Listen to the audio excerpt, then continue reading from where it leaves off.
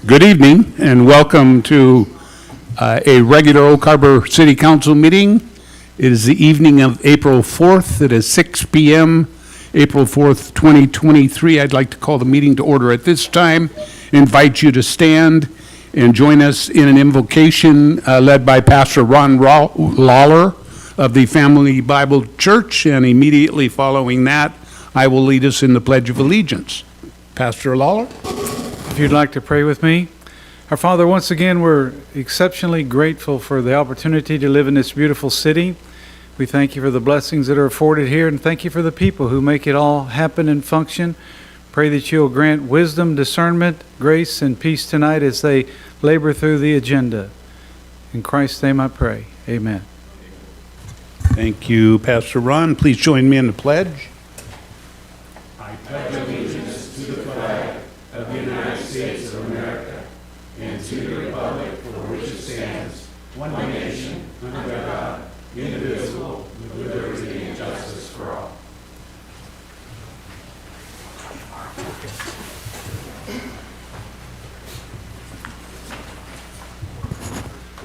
Tonight's meeting is being streamed live on YouTube and Facebook and will be broadcast on cable channel 10, HD 1090 following the meeting. Attendees are participating in person and via teleconference. Guests that are included in staff presentations will be excused at the conclusion of the agenda item as appropriate. So I will turn to Clerk Julie for the roll call at this time. Thank you, Mayor. Mayor Pro Tem Heisen. Present. Councilmember Wiesner. Present. Councilmember Munns. Councilmember Stuckey. Present. Councilmember Hoffmeyer. Present. Councilmember Marshall. Present. Mayor, Councilmember Evans has asked to be excused this evening. Okay, so it's obvious that we've got a couple that are on video with us this evening, and then at this time I'll accept a motion to excuse Councilor Evans. Is there such a motion? Yes. I move to excuse Councilman Evans, please. Second. We got a motion and second to excuse Councilor Evans. Motion made by Councilor Munns, second by Councilor Hoffmeyer. All in favor signify by raising your right hand. And Julie, you can, yes, I can see them on the video. Thank you. So that passes unanimously. We'll turn to our agenda at this time. Any suggested changes in the agenda? Okay, seeing none, that will be approved as presented. And we'll go right to the second session of our agenda, which is we have two presentations this evening. And our first of the evening is the Whidbey and Camano Islands tourism presentation from Sherry Wyatt. Welcome, Sherry. Thank you. It's an honor to be here. We're going to go around the world in 10 minutes of tourism. So thank you for this opportunity. I love coming to the city of Oak Harbor to speak. And funny thing is, people think I live here because I love Oak Harbor so much. And when I'm out presenting, they say, well, you live in Oak Harbor, right? Because you're always talking about it. So I just thought I'd share that with you. And one quick thing I also want to share before I forget is that channel, that TV channel that you have. We have so much beautiful content, video, so many things. If you ever want any of that, we would love to share it. It shows some of the beauty of our area. So just a thought, something to share. So I'm going to dive right in with some numbers about tourism. And I think you might have to do it for me. Okay, great. So there before you is the Dean Runyon report, and that's something that we pay for and get every year, and it's in your packet. So tourism travel spending increased to $314.7 million, up 11.2%. This is 2021 versus 2022.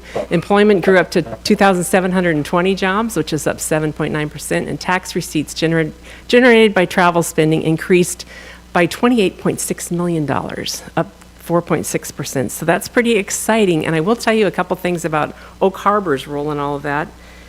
Let's see.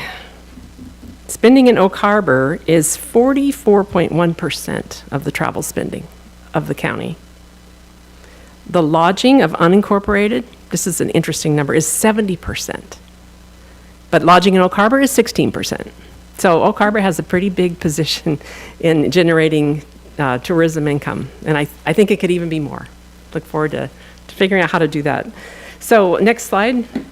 We are the umbrella. It's Island County Tourism. It's Whidbey and Camano Islands. Basically, we were established by an interlocal agreement in 2000. We didn't spend any money that first year. We held the entire year in order to always have a year of reserve in case things go bad. And so basically, we're not spending this year's budget as we go. We're spending last year's money that we collected. So this is the second 2% lodging tax established for this purpose, to create a unified program to attract visitors off-season, overnight. And we have an 18-member committee. One is an Island County Commissioner, one's an Island County Economic Development Council, 3 city council members, one from Langley, Coupeville, and Oak Harbor, and that's Mr. Wiesner, who's on the call, and 6 chambers of commerce and 7 lodgings, so both from unincorporated, Island County, and then from each of the cities. So it's an 18-member group, meets every month. And the management committee also meets every month, so we're pretty transparent, a lot of opportunity for people to participate. I mean, that's a pretty big group representing a lot of good people. So next slide. What we're doing is destination marketing. That's one part of what we're doing. It's advertising, PR, which is earned media, the website, all the platforms that we run. We do a map. We work with film productions, so we're kind of the first point of contact for film productions, and regional, state, and international collaborations. And I want to talk to you about those collaborations because they're pretty significant. Go to the next slide. We work with a lot of the counties all around us all the time. They're not competitors. We're in this together. A lot of people want to come and see similar things, and we want them to move around, especially if they've come all the way from overseas. So we work with State of Washington Tourism very closely, and in fact, I did testify before the House and Senate this year. There's new legislation running through. Looks like, just as of today, it looks like it'll probably be moving to the Senate floor pretty quickly. It is, let's see, SHB 1258, if anybody's interested in looking that up and following its path. It will increase, it'll allow tourism to have $9 million for the state over a 2-year biennium. So we also work with Washington State destination marketing organizations, but we're kind of starting to call ourselves a marketing and management organization because we're doing more than just marketing. We work with a lot of outdoor nature organizations, of course, the Maritime National Heritage, Cascade Loop, Scenic Byways, and the Port of Seattle and Visit Seattle. And we just received a grant for $10,000 from the Port of Seattle again. And this is to work with overseas and, visitors coming from overseas, but also with media that are telling our story outside of our area and bringing people through the airport. So that's why they chose us for that grant. So next slide. The destination management piece I mentioned, I'm going to mostly talk about that the rest of this presentation. We did this 24 trails off the beaten path. You may have seen this. And what's been going on is that, during COVID, people came here, to get out of the city, to be out in nature, to get a short-term rental and bring their whole family and their dog and be able to work and have their kids with them, and everything was going on a little differently. It really grew. So we started looking more at ways to preserve the places that were a little overloved and focus attention to other parts of the islands. The Datafy is a new kind of data that we're collecting that really can geofence an area and tell you really who's come and where they've come from and what else they did while they were here. So we're learning how to track that. Dean Runyon, you saw. We also have a book direct platform on our website, so people can actually go straight to lodging on our website instead of leaving our website and looking for it elsewhere. We have a new heritage and culture guide that's going to come out that's going to be a companion to this, and a new regenerative travel guide and a regenerative places program. And now I'm going to tell you what regenerative is all about. That's a big piece of what we're working on right now. I think I got everything. Next slide. Okay, next slide. So we felt, what happened is, even my own Instagram I had to take down. So there was a lot of activity with tourism. People were concerned, why can't we get a table at a restaurant? Locals here were feeling a little overwhelmed. And it was a desire to reimagine tourism. So we stepped back and we spent some time on that. We started in 2021 and started working with a transformational travel council. Next slide. So we're looking for solutions through collaboration, and this was a global movement. And the Regenerative Places program is a new way of doing like a strategic plan that really looks at things differently. It puts residents first. So kind of flipping it over. We're an early adopter in this new way of thinking. We're only the second destination in the country. We're the first in Washington State. And people throughout the state are really excited about it. I just did a statewide kind of a webinar just talking about regenerative travel. Next slide. So the potential is for residents. Let's preserve and improve the islands for residents. For guests, let's create richer visitor experience where they stay longer and they do something in the community. They get to know people here. We're going to harness tourism's power to be a force for good. And what that might look like is they're planting Gary oak trees. They're picking up trash on the beach on July 5th. They're really like part of this place because they love it and they want those invitations and opportunity. So next slide. So regenerative tourism is when a visitor travels with a mindset to leave a destination better than it was before they arrived, and experiences go beyond a traditional vacation. Next slide. Regenerative tourism is not anti-growth. It simply states that we grow the things that matter most to us in ways that benefit the entire system and never at the expense of others. That's Anna Pollock. She's amazing. Look her up. That is Cama Beach. Yeah. So the timeline, I'll just go through these quickly so you can see. We started in 2021, then we created a steering committee. We do have members from this community on that, about 20 people. We started learning regenerative practices because on this kind of work, you have to go inside first. You have to learn about transformational travel, what that is. You know, it's not just ordinary travel. It's not just laying by a pool with a pina colada, which sometimes we all need.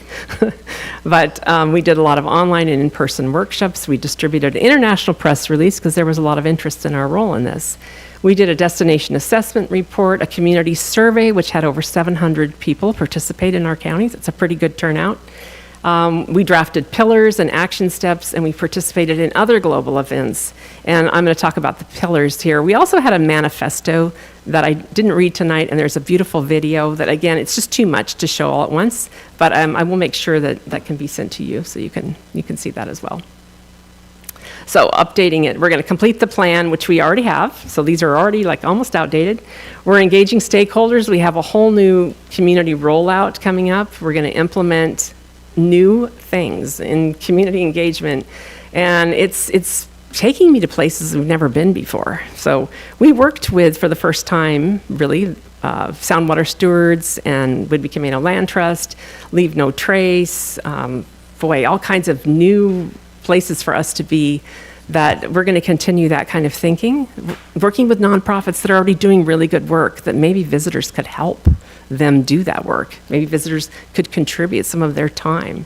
There's even a overnight stay platform called Kind Traveler, where a visitor books and makes a contribution to a nonprofit of choice of that lodging. So there's like ways maybe to take this a little different direction. So tourism is more of a force for good. Next slide. Regenerative guidelines, competition creates scarcity, but collaboration creates abundance. That's nothing new. We all talk about that all the time, but it's going to be at the forefront of what we're talking about. Go ahead, next slide.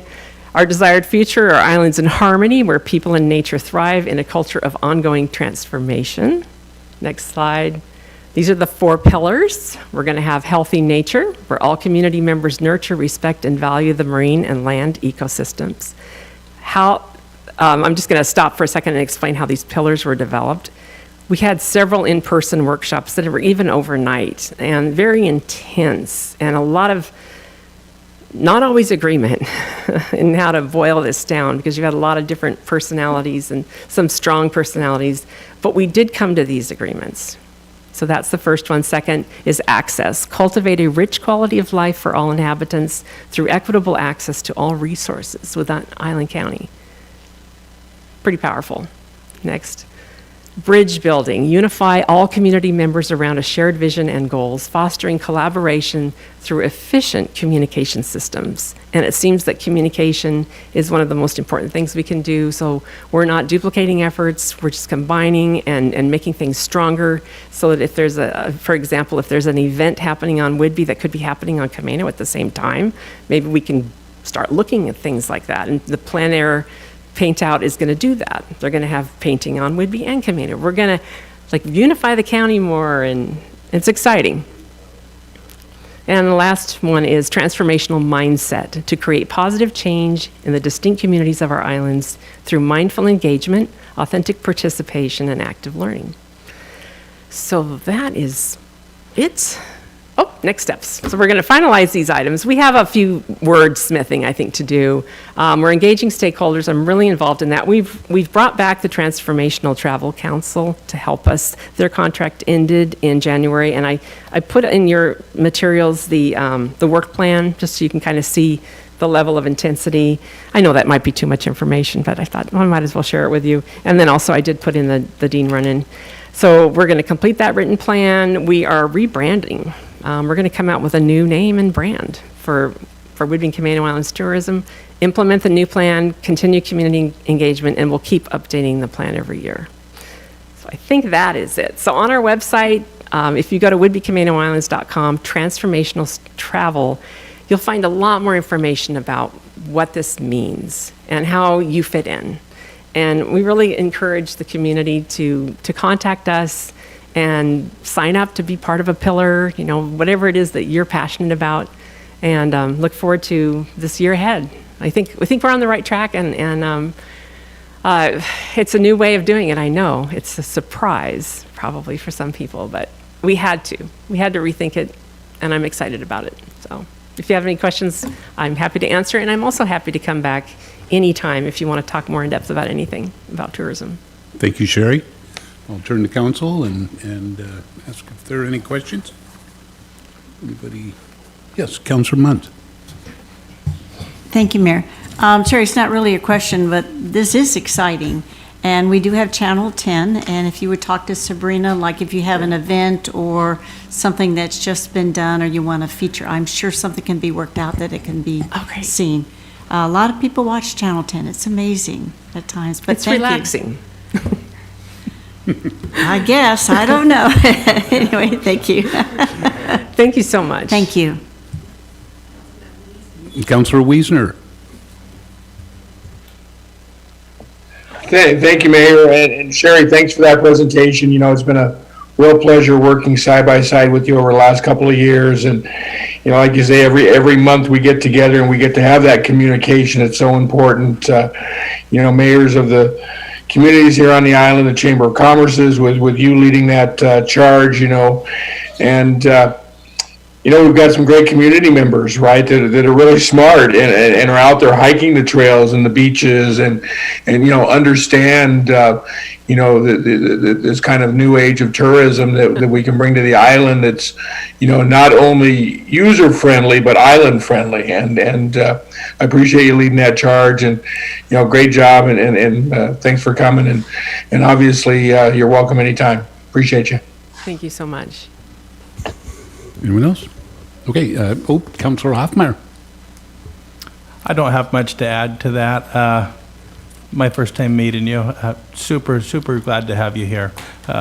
You seem every bit as amazing as Councilor Wiesner has told me over the years.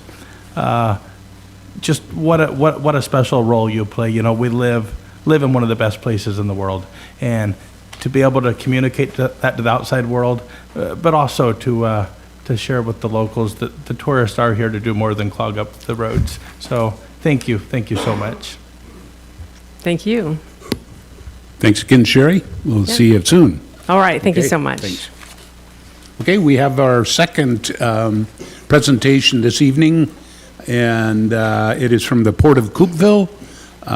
And I think this evening we're going to have Port Commissioner John Misiasek and Port Executive Director Chris Michaelopoulos. So welcome, and John, welcome. Yeah, thank you.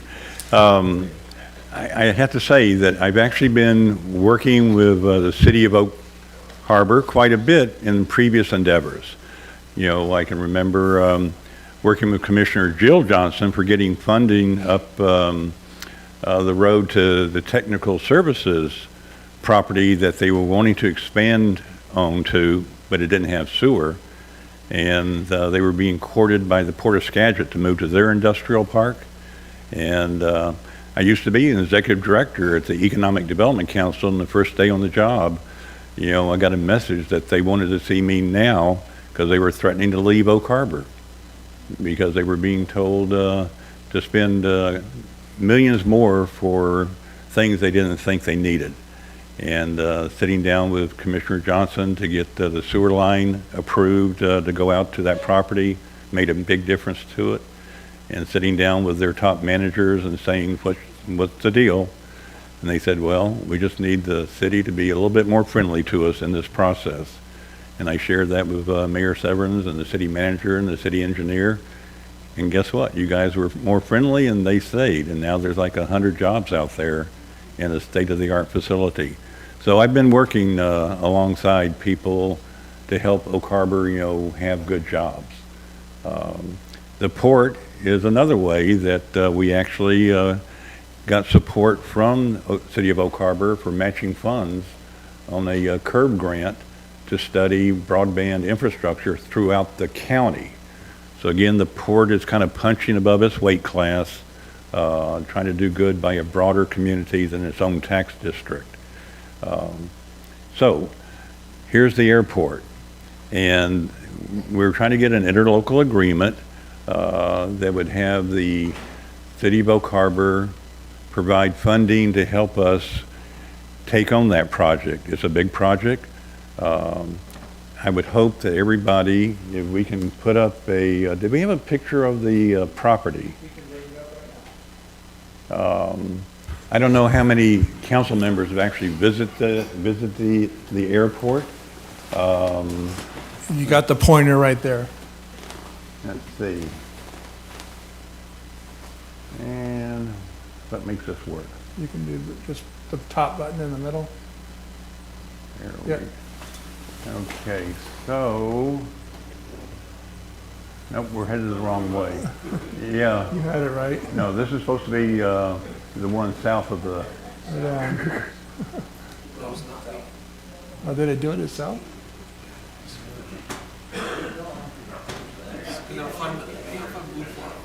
Right over there. There's Mountain Road. down, down, down?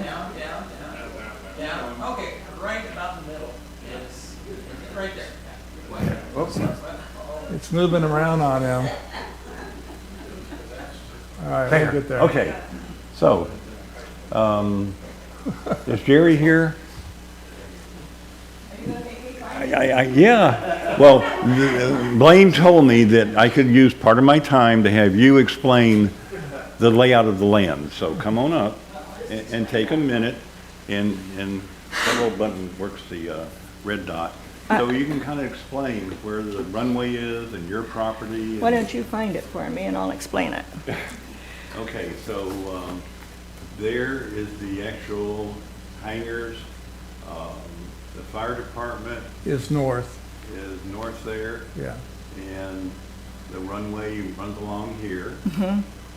There's your property, Yes. and you donated, I believe, a couple of acres for the fire For department. the fire department, it was a 40-acre tract until the fire department needed 2 acres to build a fire station, so Yeah. that's what happened with that. And this is a 30-acre parcel that really doesn't have anything on it yet. No. That's kind of south of the runway. So, it's needs a lot of work. The time that Joel Eisenberg, had it for, 18 years or so?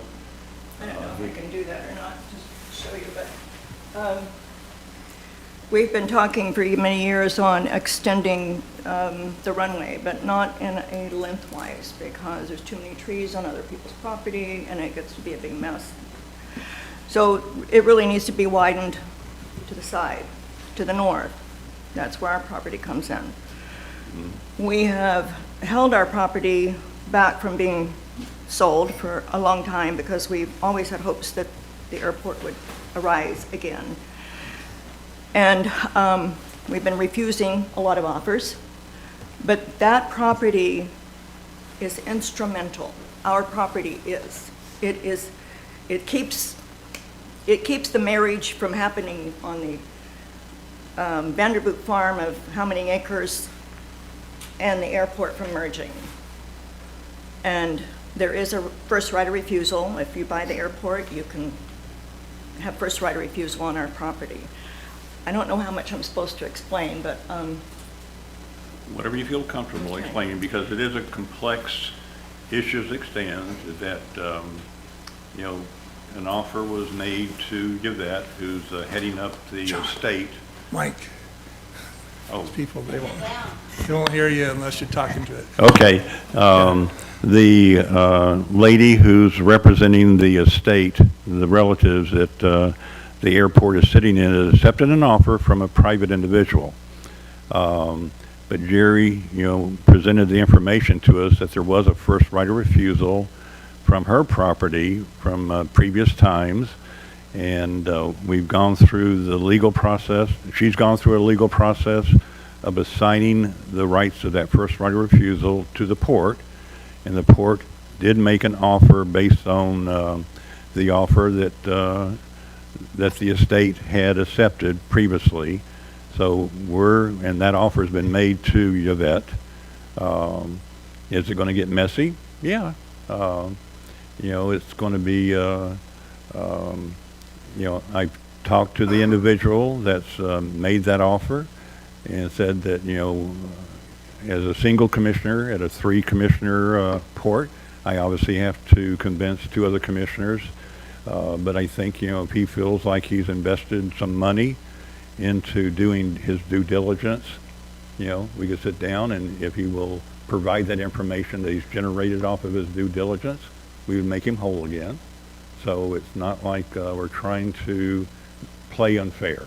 We're willing, but we want it to be a public airport, more than just public use. A public airport can tap into funds that are out there, and our perception as a port, we run a 15 to 20 year kind of return on investment. Most private individuals want to have their money back out in like 4 or 5 years. And I know, I'm a business person. I've owned countless businesses over my lifetime. If you're going to, take money and borrow money, you want to cover that, cost of money quickly. So I understand where the private individual's coming from, but there's certain assets that need to be publicly owned for control, for public emergency access, utilizing public funds that are available, that long-term perspective. Ports don't die. The previous owner died. The next private owner will die. Who's going to come out after him and the owner after that if it remains private? Government, right or wrong, government, keeps trucking on. And doing so, we can do long-term projects and benefit to the community. So let's go and, yes. We're interested in the port, in the airport, because it's a type of product. We were voted into existence at one time because the Navy was thinking about surplusing outlying field. And that's why the county commissions at the time put the Port of Coupeville on the ballot. We were on the ballot to take on outlying field. Guess what? Vietnam broke out, and all of a sudden the Navy wanted to keep outlying field. So now you have a port, 3 commissioners, and a property tax levy, and nothing to do at that time. We took on the Coupeville Wharf, though. We bought that for like $24,000 when that gentleman died. We helped out the county relative to Greenbank Farm when the community there wanted to prevent it from being developed, and all that land there turned into a development. The port stepped up and took on a lot of debt at that time in the late 90s to help the county out with the Greenbank Farm purchase. But that came at a cost. It came at the cost of us doing delayed maintenance on the Coupeville Wharf because we didn't get a property tax increase at the same time, which in 2020 hindsight probably should have been done. But we stepped up. So the port is, the purpose of ports is to do economic development, and that's what we're trying to do again, that we would give, we listen to the public. We have open public meetings just like you do. We have people that can come in during public comment and say, this is what I want to see happen. We have comprehensive schemes that people can be part of that comprehensive scheme. I've sat through one of that process where you have community leaders, but you also have public interest sitting at the table when you're setting up your comprehensive scheme of what you're going to do over the next time period. So, we're really a people's, entity, because, it's like any net revenues that comes out of any of our assets doesn't get put out in dividends. It gets reinvested in the community. So the better the port does, the more it can do for the people. So, that's just very important to understand how ports work. They're not a private individual that say, no, stay off the property during an emergency. We're going to, try to do more infrastructure there, but we're going to do it through partnering. And that's how we pulled off the CURB grant, where we helped the county understand its infrastructure for broadband, is we partner with the city of Oak Harbor. We partner with the town of Coupeville. We partner with Whidbey, and we partnered with the county, because we had to have matching funds to be able to do that. And then guess what? After that study was done, and the Port of Skagit, who did the actual heavy lifting of doing the study, came back and said, John, because of our relationship, we don't need to charge as much as you were awarded. We had to turn around and write checks to City of Oak Harbor, Whidbey, Island County, because that study came in below what we were granted. And so we were able to refund money to each one of our partners. So, we're fiscally responsible. So let's go on to the next one. You can see the different ways that airports contribute to the economic benefit of the local economy. It's the airport's underutilized right now, but it'd be nice to have additional, that 30 acres that's sitting south of the runway. It'd be nice to have economic development going on there. It's a nice bit of property that a port could look at, have input from the community, and do the kind of economic development desired that's related to an airport. There's a lot of experimental things going on with electronic airplanes. There's actually supposedly a factory over in Marysville now, and it would be nice to bring that kind of technology to Whidbey Island, where you got a silent, aircraft that can get all the way to Painfield or SeaTac and back on one charge of their battery. So it'd be nice to have some leading edge technology helping people and not making noise, when they take off and land. So, next slide. There used to be an air taxi service, and there's one that's Link Air that's trying to get back and running. He has some problems with the plane. He's got a new plane, and he's trying to get up and running to be able to take people. There's individuals that hangar planes there that tour people. So there's already economic development happening there. In fact, let's do a little bit farther along on the program. This is just pointing out that getting to other airports is not easy, and that relates to the choke points that exist for the island that the Regional Transportation Planning Organization has pointed out. If the twin bridges go down, through Cascadia event, if there's a motor vehicle accident at Deception Pass Bridge, if there's a crab pot wrapped around a propeller at the Mukilteo ferry, and if they can't find anybody to show up for work for the Port Townsend ferry, we're stuck here. And if it's a long-term event where we can't get food and medicine on and off the island, voters aren't going to be happy when their kids are hungry. And so having a viable airport that the SkyTrain approach with the disaster aviation response team has actually, used the airport to show that they could, have a lot of planes, loaded up and bringing supplies in. That airport needs to be more viable. Better runway, wider runway. but it just needs to be a real resource for getting on and off the island in times of public emergency. So, next slide. This just shows some of the economic benefit dollar amounts. We're not as large as some of these other airports, but if you get down and look at like Friday Harbor and Orcas, East Sound Airport, I mean, there's some significant economic benefit happening, so, next slide. The airport is fairly busy already, and I think you'll get to hear during citizen input from some of the pilots that are using the airport that it actually is a very key economic driver in getting people on and off the island already. It's not like it's just mothballed, it's actually being used. So, next slide. So, if somebody says, well, show us your plan. Well, a feasibility study is one thing. A business plan is another thing. I'm a business person. I actually ran for port commissioner based on the port not having a lot of money. It really didn't have two nickels to rub together at one time, when it was paying off that Greenbank farm loan. But now it's a totally different world at the port,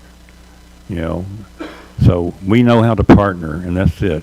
I've been talking to state and Warstock people about this. I'm talking to you about it. And the way the port is being successful is by finding the right people to partner with. And you're one of the groups that's the right people to partner with. So, and then once some things we can't do till we actually own it. So, the Island County Commissioners now understand that. They were gearing up for being a funding source for the purchase. Commissioner Johnson got a little concerned about that, but her other two commissioners, I think, have pointed out that it's like without ownership, it's like you're not going to buy a home, or you're not going to make an offer in a home and start repairing the back bedroom until you get title to it. So jumping in and repairing the back bedroom before you have title isn't a smart move. So we're smart. We're not going to do some work until we know that we own it. So they understand that now. Next slide. So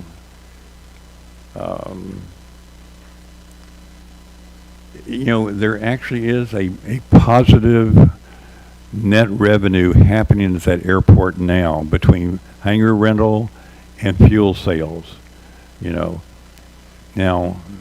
that means we're going in not having to reach into our pocket right away. It's making a positive net revenue. Can it be a lot better if the runway was repaved or widened so more people would be willing to fly in and come over to Oak Harbor to have breakfast? Sure, but it's a process. It's not going to happen overnight. We're patient money, which is to say that 15 to 20 year return on investment. But at the same time, we want to get things repaired there and make it more viable so more people use it.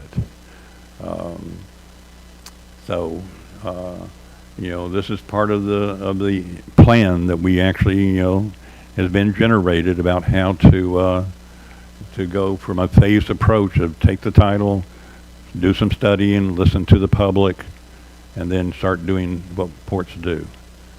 So, next slide.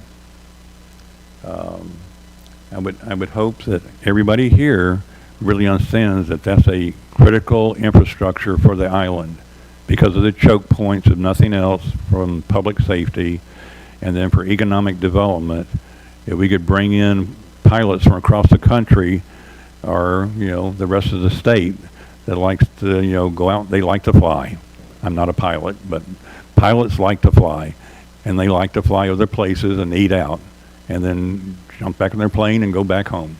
So we need to make it more attractive and safer to use, and bring in more dollars, almost like it's air tourism, that you're looking at. It's just a different way of getting here, and not using the bridge or the ferry, but using the airplanes to be tourists. So at this point, are there questions you want me to try to address? Thank you, John. So that'll conclude the presentation for Yes, that, yes. okay? So we'll turn to the council at this time. Councilor Hoffmeyer? Yeah, thank you for coming. At the last meeting, I had stated that I was wildly supportive of the airport. And maybe I didn't emphasize wildly enough. Okay. I'm wildly supportive of this plan to get the airport in public hands. I'm wildly supportive of economic development. And given that it was we ran this through a workshop, given that it was on a consent agenda where unanimous consent was kind of anticipated, I was a little surprised that it went the way it went. I'm very heartened to see that we didn't lose our chance at this, and I really hope we can get it right tonight. So I think you answered all my questions. If you have any questions for us, please feel free to ask. Well, I'm a business person, and I get it when somebody says, wait a minute, private enterprise is good. I know I've started a ton of businesses over my life, but there's some things that require public involvement, and this is one of them. There's a reason that Alaska Airlines doesn't have its own airport and Delta has its own airport, that they share an airport that the Port of Seattle built. That it's a type of infrastructure that public needs to be involved and make it open to everybody and not just a limited number of people. The other thing is local control. Again, I can't stress enough that, open public meetings, public comment, the port listens, and we respond to the public. So in a way, it's like a people's airport, because they're going to, give their input about, what to do there. So, okay. So this is council question time. Anyone else? Yes, Councilor Stuckey. Well, thank you for coming. I was probably one of the folks up here that's the most cautious, and I think as a businessman you can understand I need a little more information. At first it was kind of given to us as kind of taking a leap of faith to spend taxpayer dollars with not a whole lot of information coming our way. So I'll ask you a couple questions. I'm trying to look out for the public's money. I understand. And I'm just making sure that we're benefiting a lot of people and not a select few. Right. Okay. You talked about some plans in there. The plan has been developed for a couple of things. It looks like operation, a plan has been developed for maintenance, a plan has been developed to operate the airport in its current state. Did we receive that and I just missed it? I think.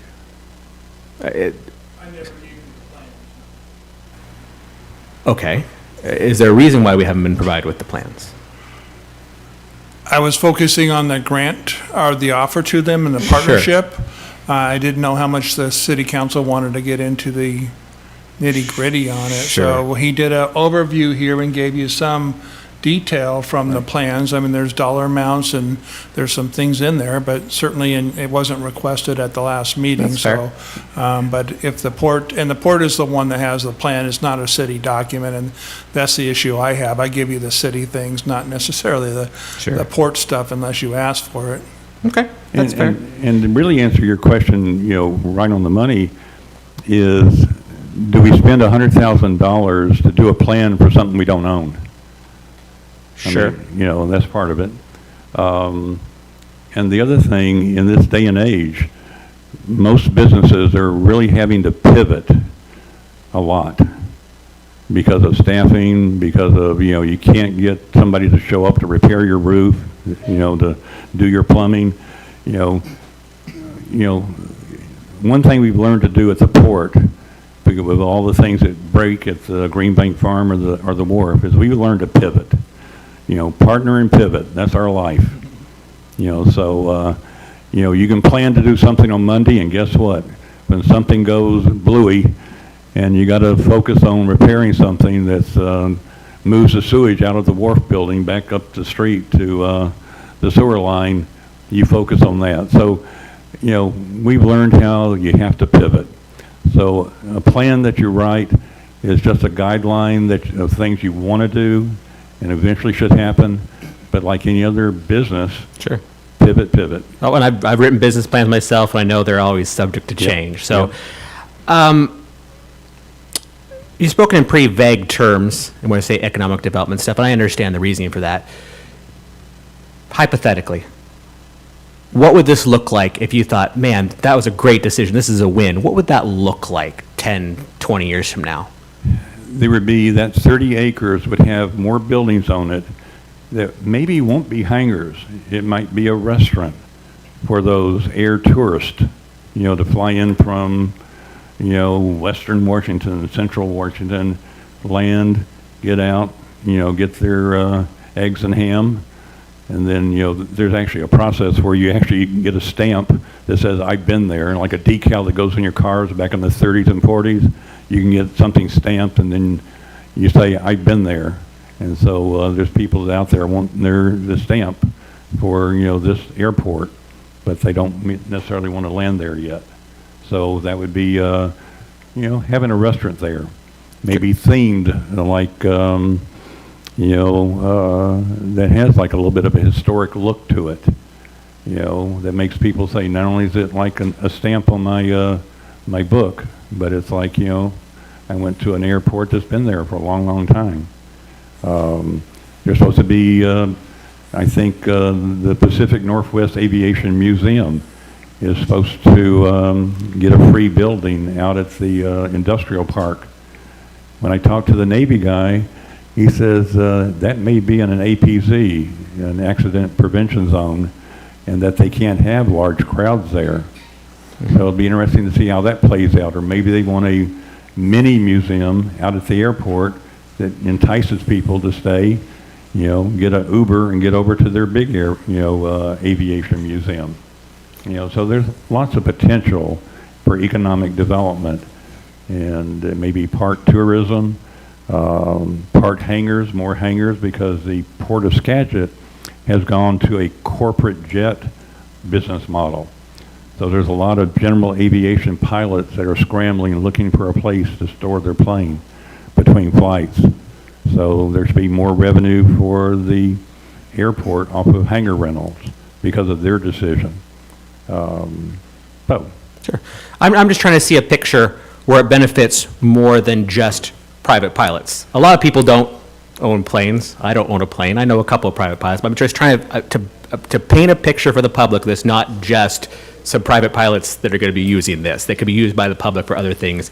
Economic development, a lot of that's indirect, and I understand a lot of that's indirect, but... And the public emergency aspect is a big one. Sure. Cascadia's past due. You know, there's motor vehicle accidents, you know, routinely at Deception Pass Bridge that tie it up for hours on end. Crab pots on the ferries. You know, staff not showing up for ferries.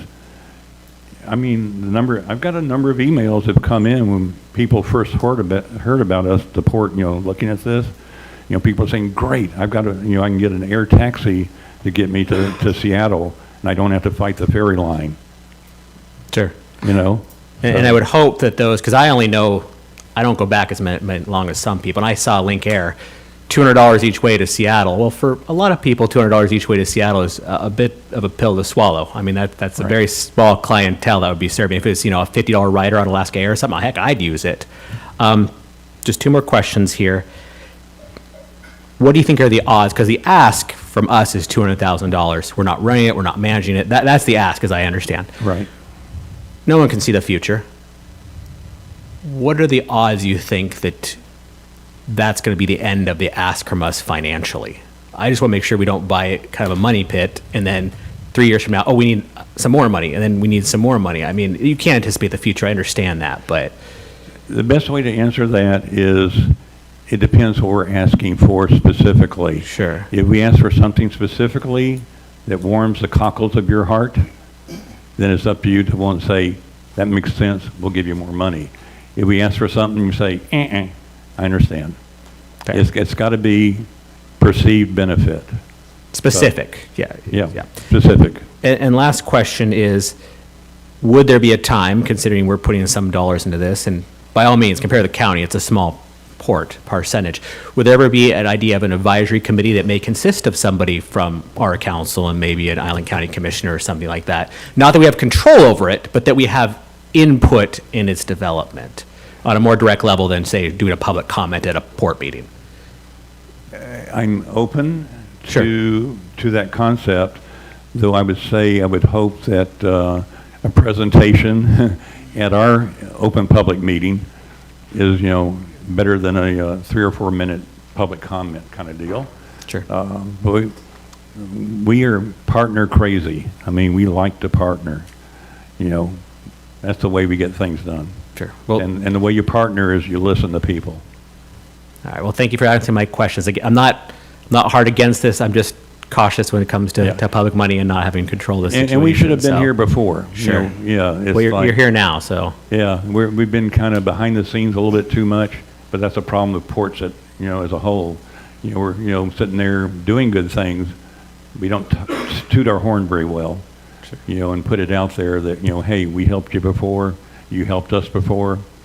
We'll probably work together in the future on things, so, Partnerships are important. yeah. Appreciate it. Okay. Yes, Councilor Marshall. Thank you, Mayor. Thank you, John, for your presentation. Appreciate your time. I am supportive of this endeavor. I think that the airport's an important thing to have in our community, and I love the idea of it being publicly owned. But you touched on my biggest concern, the concern that I had last meeting and still have at this meeting, is that you said we don't want to spend $100,000 unless we own it. Right. That's my take right now as the city council member, is I don't want to spend $100,000 of our taxpayer money and then have the port turn around and say, we're not going to buy it. We're not going to be in this. And so I have no objection to giving $200,000 towards the purchase of the airport, but for the purchase of the airport, or once you own it, for your additional studies or for whatever else that you want to do, feasibility and all that, I have no qualms with that. The thing that gives me reservation, and it did at the last meeting, is spending $100,000 of taxpayer money with the potential of the port walking away from it. Right. And then the only entity that is out money is the city of Oak Harbor. And so that's why I have a hard time supporting the interlocal as it stands now. I would fully support it if we gave it $200,000 for the purchase or for operations after the purchase, but to give money up to $100,000 prior to purchase is where I'm hung up on, and will continue to be hung up on, unfortunately. And I thought our interlocal agreement was going to take that into account, that some language was going into the interlocal agreement that would address his concern. It was modified from the direction of the council at the last meeting to 100,000, but certainly you can make a motion to modify that and make it 0 or make it amount in between. It's the will of the council. Yeah. So the way, Brett, Blaine, the way I understand it, we're still talking about $200,000. We're talking about $100,000 is not contingent upon them closing.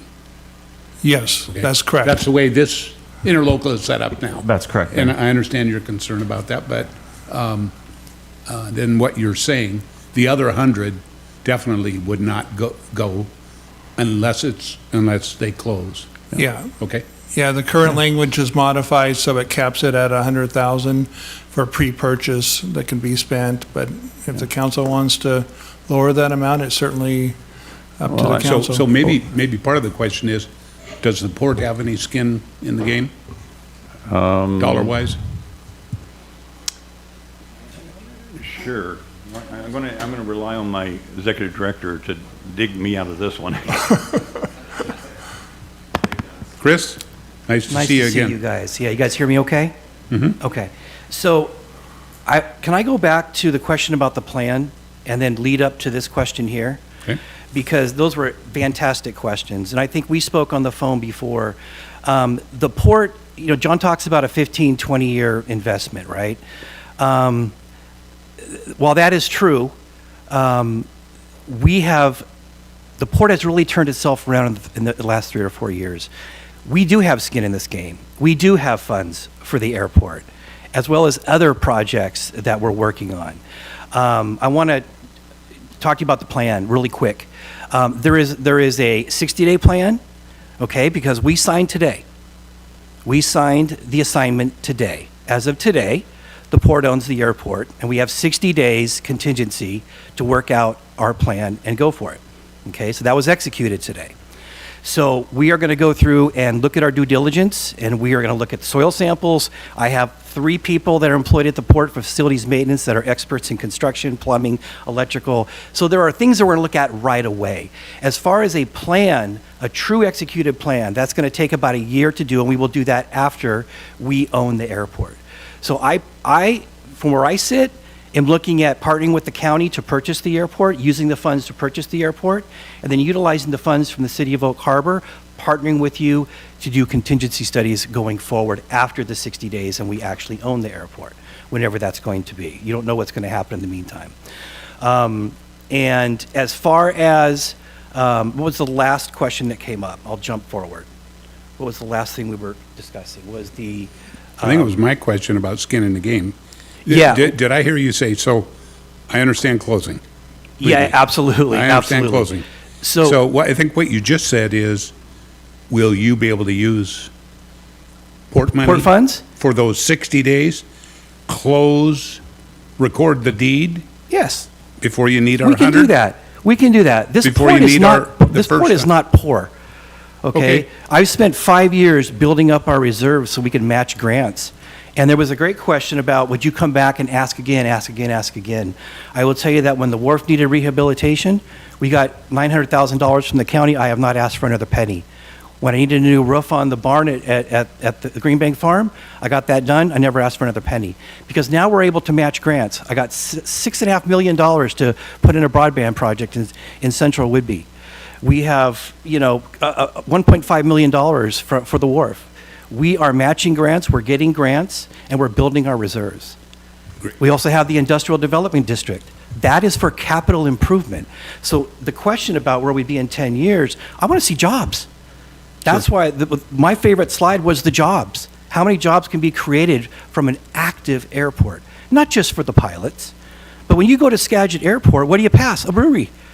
You can pass retail. There's all kinds of options. That's where the partnership with our community and the city of Oak Harbor really comes into play. And as far as an advisory council, absolutely. We wouldn't be here without these gentlemen sitting here who use it.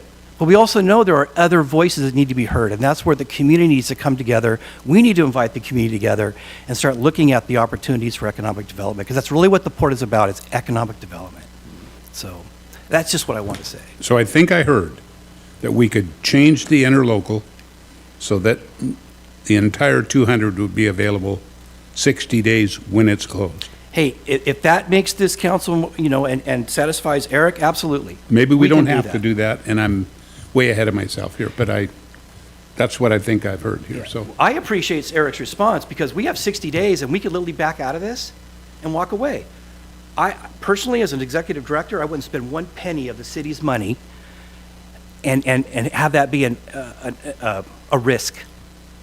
The port should be spending its own money during that time to do its due diligence, and then when we purchase the airport, the partnership begins. Thank you, Chris. Yeah. Really appreciate it. I think we've been pretty agreeable to changes, Yeah. that, you thought of, and it made sense. Certainly. I mean, Councilor Munns? Councilor Munns? Thank you, Mayor.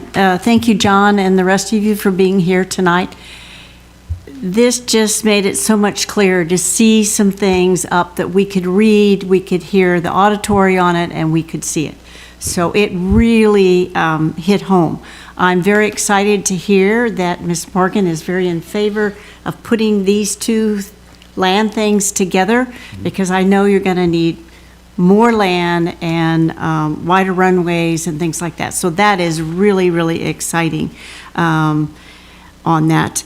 I guess that you will, as it develops, you already have some plan to work with the NAS Tower anyway because of their traffic and your traffic, but that would expand. I would hope that you could look into having the SATO stills work with the military, because that was a great one. I know when we were active duty, to be able to fly into Coupeville it just helped you. You land from Japan, you are dead tired, and there is harbor air.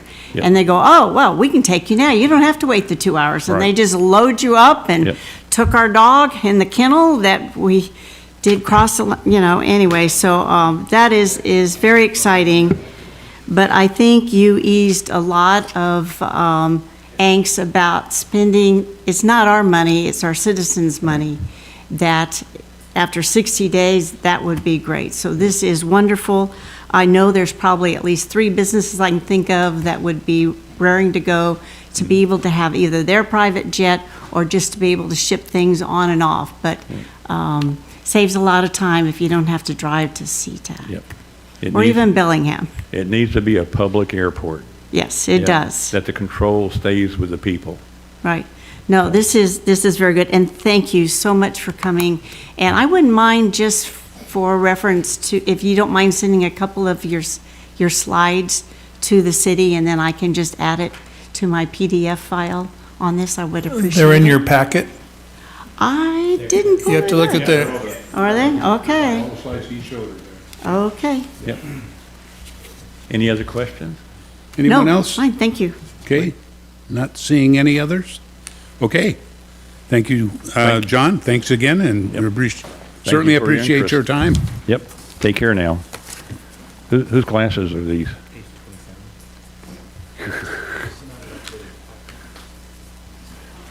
Okay, so we're going to move on now at this time. Back to our agenda, we'll go to item number 3, citizen comment period. Citizens may comment on consent agenda items or subjects of interest not listed on the agenda at this time. Citizens will have the opportunity to comment on the remaining agenda items during the meeting as appropriate. Citizens can also visit our website prior to our meetings for methods to submit public comment or contact the city clerk, Julie Nestor, and we have that information. You can contact Julie by phone or email as noted here. When submitting comments, please include your name and address. Public comments sent anonymously will be shared with the mayor and council, but will not actually be displayed. We received 1 new public comment since our last regular meeting from Kenneth Davies in support of making the Eisenberg Airport public. The comment is displayed on the screen now. I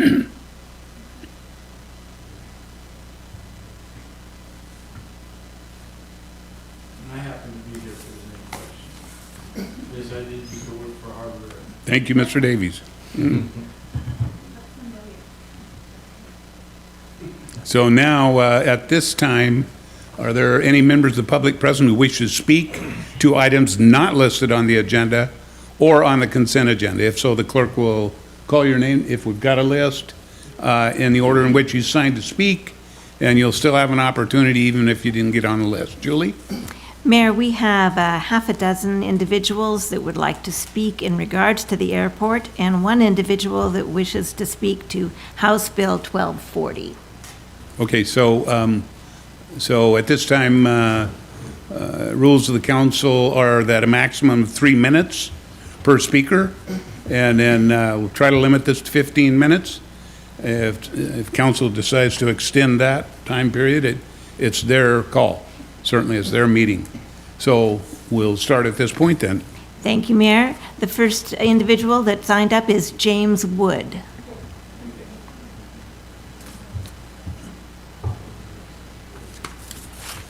My name's James Wood, and I'm a pilot. ATP, which is airline transport pilot, and also flight instructor. And I've flown out of Oak Harbor for at least 40 years.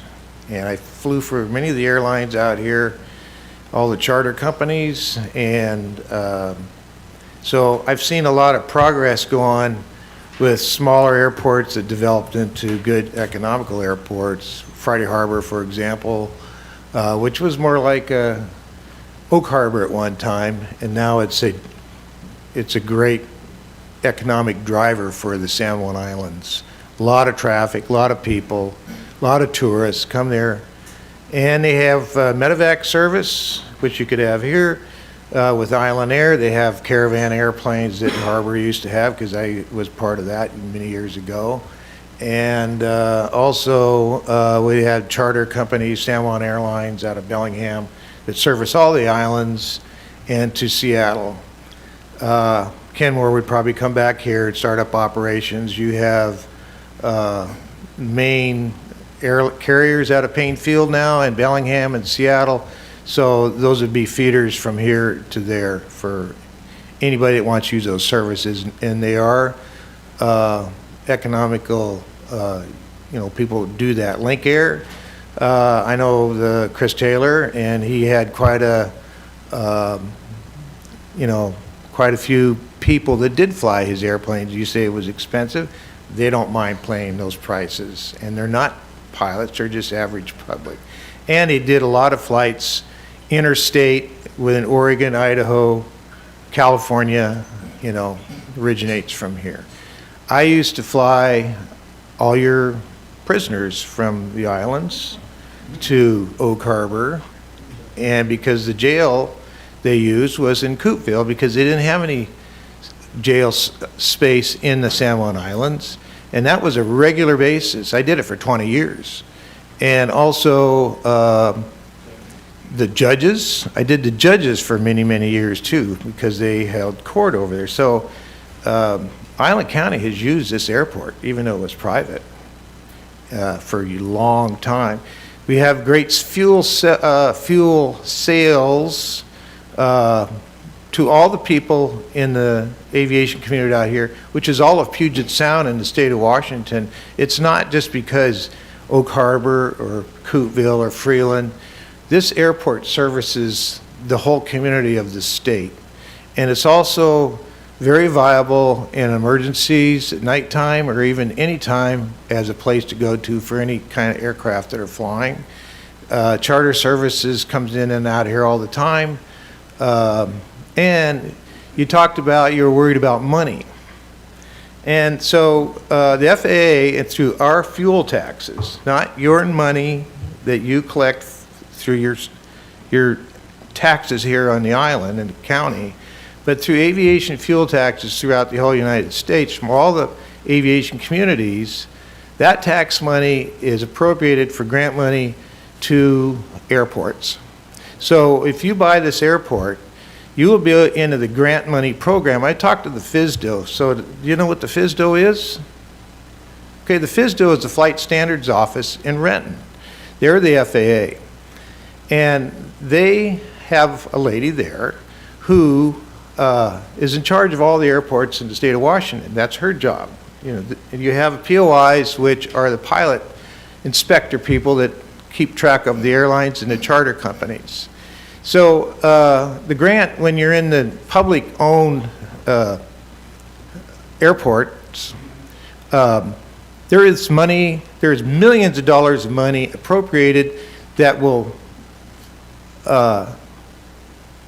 be allocated to this airport for all the repairs that you need to do. You're not going to spend any money. You're going to spend money to basically buy the property. But after that, there's federal money that's going to do the runways, the fuel systems, everything. So it's a win deal. And you're the only county that doesn't have a county airport. Every county in the U.S. does. So it's a very viable thing for safety issues, emergencies, transportation, and it will bring people here. So that's what I have to say. Thank you. Thank you. Please, I am going to remind you to try to keep your comments to 3 minutes, please. And who do we have next? Thank you, Mayor. Next is Sean Magorian. Magorian. Thank you, Mr. Magorian. Good evening. John and Mr. Wood over there have taken my steam, basically. I had a lot of ideas and things I wanted to say. I became a pilot at Oak Harbor Airport. Jim was one of my instructors, and I'm very proud of that. That was 2008. And it's a challenge flying into that little airport, but you learn to do it. I'm very proud of that, and the fact that for 2 years, from 2006 to 2008. I worked for Kenmore Air when they were at Oak Harbor. People were very, very pleased at having an air service here.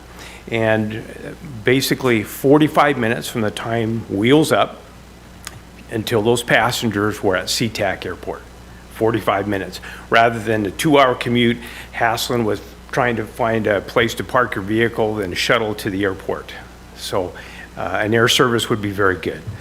Mr. Stuckey, you had asked about, is it just for private, use, private pilots and things like that? No. Imagine the tourism that can come, people that want to fly in here, the Mussel Fest, other activities are going on all over the island. People can fly in here, they can rent cars, they can rent hotel rooms, they can drive the island, Fort Casey, Coupeville, Langley, and see all those things. That's all benefit to the businesses. It's not a benefit just to the pilots to make the airport public. What it would do by making it public, as Mr. Wood spoke about, the grants would be a tremendous boon for the airport to make the runway wider and safer and in compliance with the rules of the FAA. So what you would find is that so many more pilots and their family and friends would come here. And the money that would be created from things like new buildings, hangars. Around the state, people are desperately trying to find hangars to put their planes into. So if they were able to find hangars, they probably wouldn't be too worried about, if it was a little bit more expensive, because they would have a hangar. So there would be income coming in, hangars alone. Fuel is another big thing that the Oak Harbor Airport could sell. And I know from working at Kenmore, people would fly from all over the Puget Sound, Auburn, Kent, places like that, up to Oak Harbor Airport just to buy fuel. So if we can accommodate that as a profit as well, along with getting people to come here, we want tourism, we want people to spend their money and visit Whidbey Island, okay, and Island County. It's a great way to do it, is have a fantastic airport that people look forward to coming to, know that it's a safe place to fly into, and it'll be a win-win for everyone. Thank you very much for your time. Thank you. Who's next? Next is Robert De Laurentiis.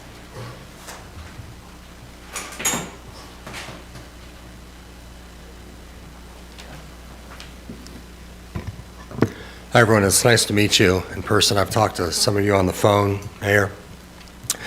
My name's Robert De Laurentiis. I live in Oak Harbor. I'm an accomplished pilot and have flown myself to hundreds of airports in 53 countries on 6 continents. I've flown around the world twice, and that includes crossing the North and South Poles solo. I'm aware of what great airports look like, feel like, and how they operate. I'm passionate, that's a word that nobody's used before, with respect to these airports. I'm passionate about bringing what I have learned as a pilot and a businessman to Oak Harbor and Coupeville, 2 towns that I love. The airport is my passion project and one that can support our community. When I first considered buying the A.J. Eisenberg Airport almost a year ago, I went to the port and said, I'd like to buy the airport and donate parts of it back to you. They said, we don't want it if it's not making money from day one. Our hands are totally full with the 3 current projects, the wharf, the farm, and fiber to home projects. I decided that as a concerned citizen, I would take on the responsibility of the airport, including the 35-year-old fuel tanks, which are the oldest in the state.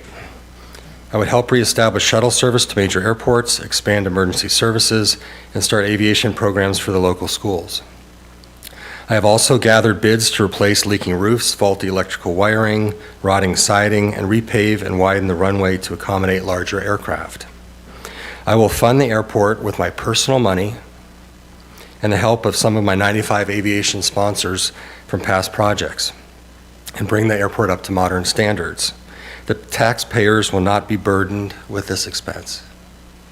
It is my intention to donate certain services to the community so everyone will benefit. In January, I entered into a legally binding agreement or contract with the seller, put down my earnest money on time, did a phase 1 inspection, and now I'm partway through Phase 2 inspection with intentions to close on time as promised. The port has now appeared, just 6 months later, with a totally new mindset after I've spent thousands of dollars. The port no longer has their old poverty mindset.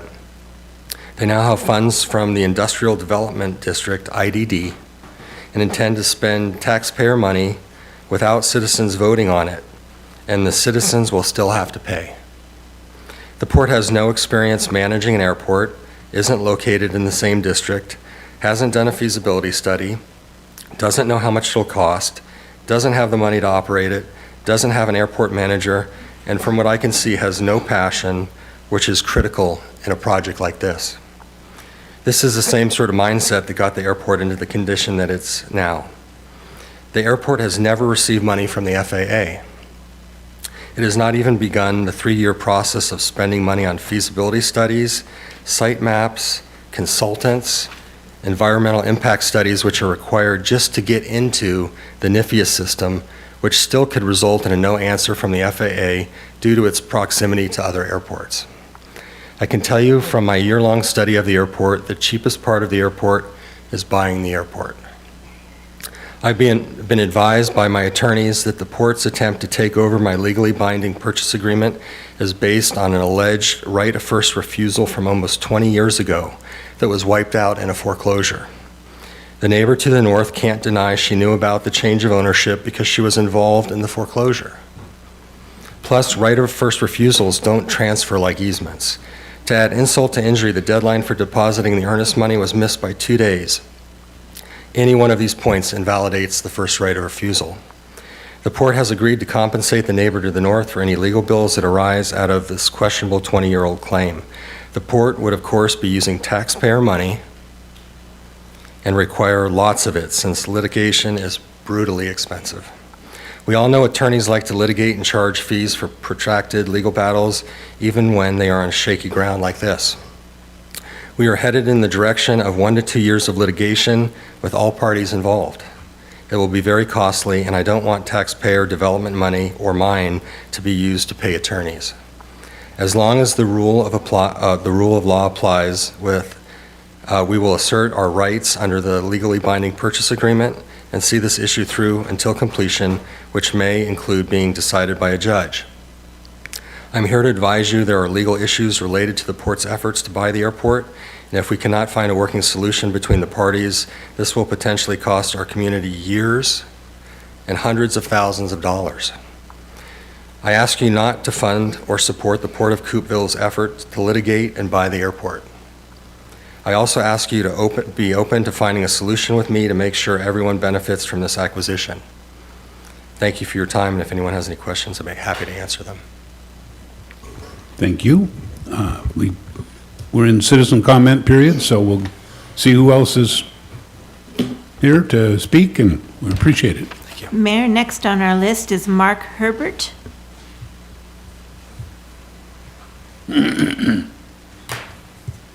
Hello, I'm here to oppose House Bill 1240, but more to put forth that I've reached out to other parts of the government asking to get a response, and also for the information and the data that they put on the headlining of the bill, and I haven't gotten anything, so I'm coming to you guys to see if there's any way that I can get some of that information that some of the senators and the governor or his office has not been able to provide me.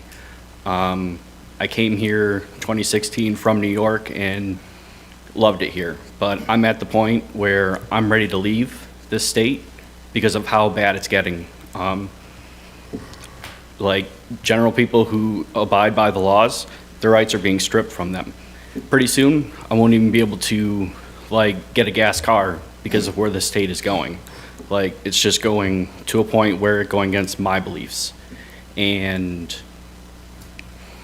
I want to oppose it, but I can't get any information. I can't do it, even see what they're looking at or figure anything out. So I'll be standing by after if anybody has any questions, but it's really hard to see the state going where it is. And it says it's for safety, but contrary to what they're putting forth, like drugs, motor vehicle accidents, things like that, are causing a lot more harm to the community, along with not penalizing criminals or getting them in jail.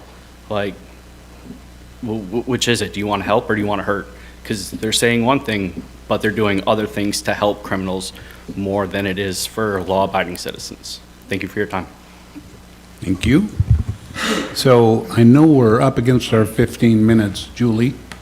And so probably council needs to consider that and either suspend the rules. Okay, Councilor Hoffmeyer? I move that we extend the public comment time for an additional 15 minutes. I'll second it. Okay, motion and second to extend the public comment period for an additional 15 minutes. All in favor? Or, yes, any questions about that motion? Motion made by Councilor Hoffmeyer, second by Councilor Munns. All in favor then signify by raising your right hand. Looks like we've got unanimous. Good. Okay, we'll go on. Do we have a continuing list? Thank you, Mayor. Next is Joe Andrade. Hey, guys. How are you?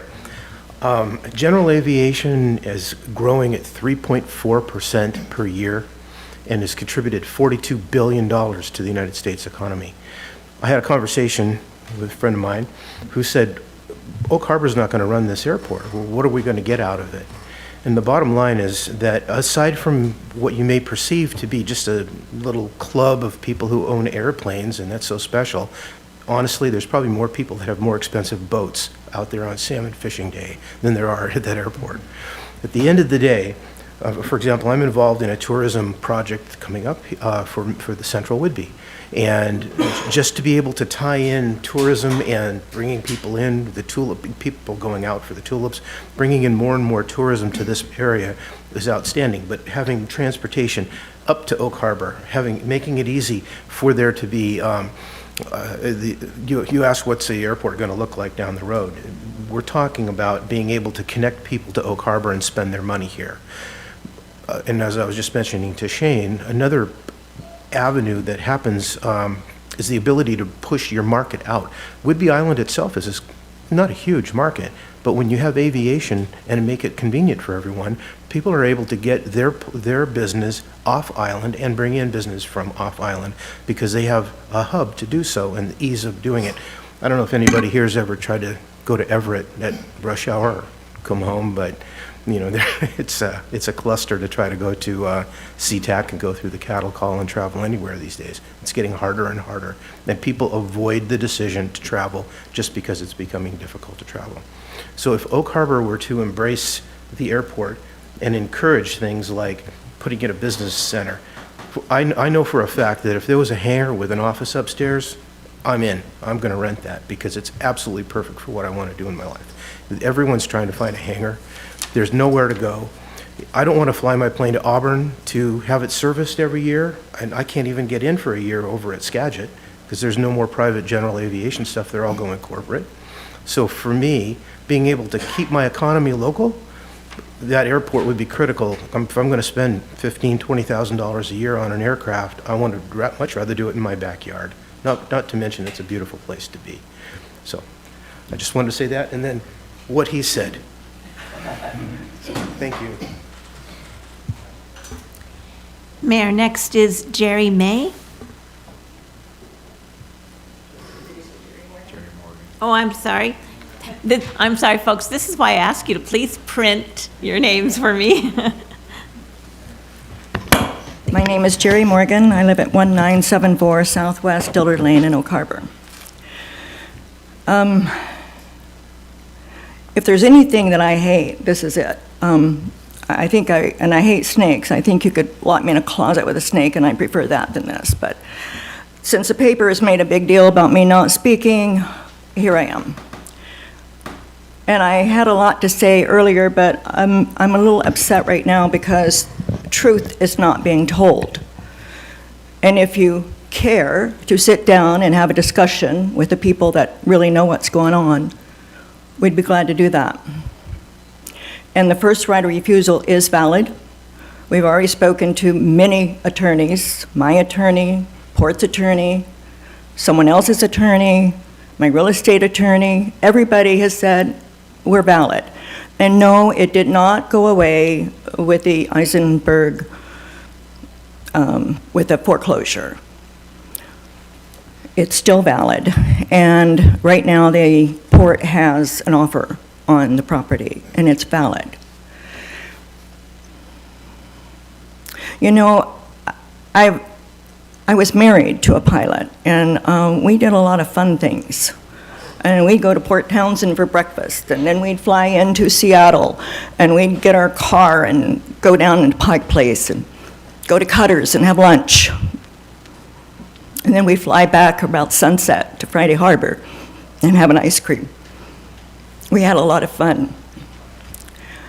But if you remember, I don't know how many people were here in the 60s, 70s, when we had a very active airport. And you know how many people were here then? 17,000.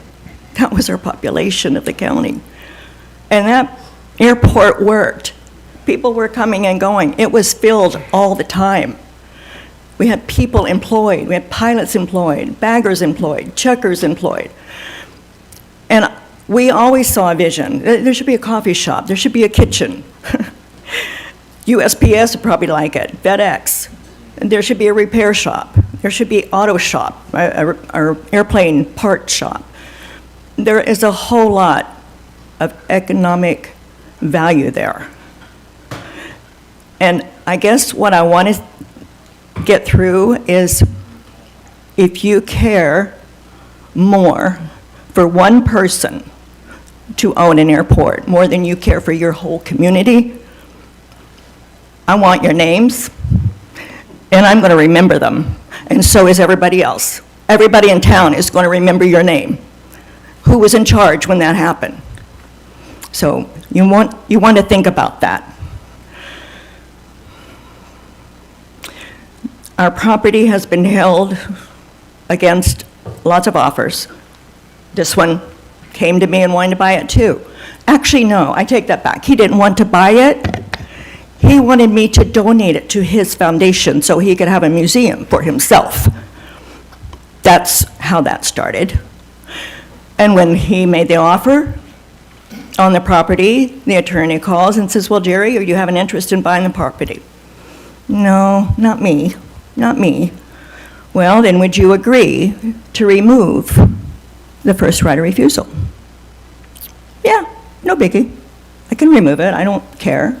Well, guess who did not want to remove the first right of refusal? Because he wanted that chance, if he got the property, the airport, he would have a chance to buy our property.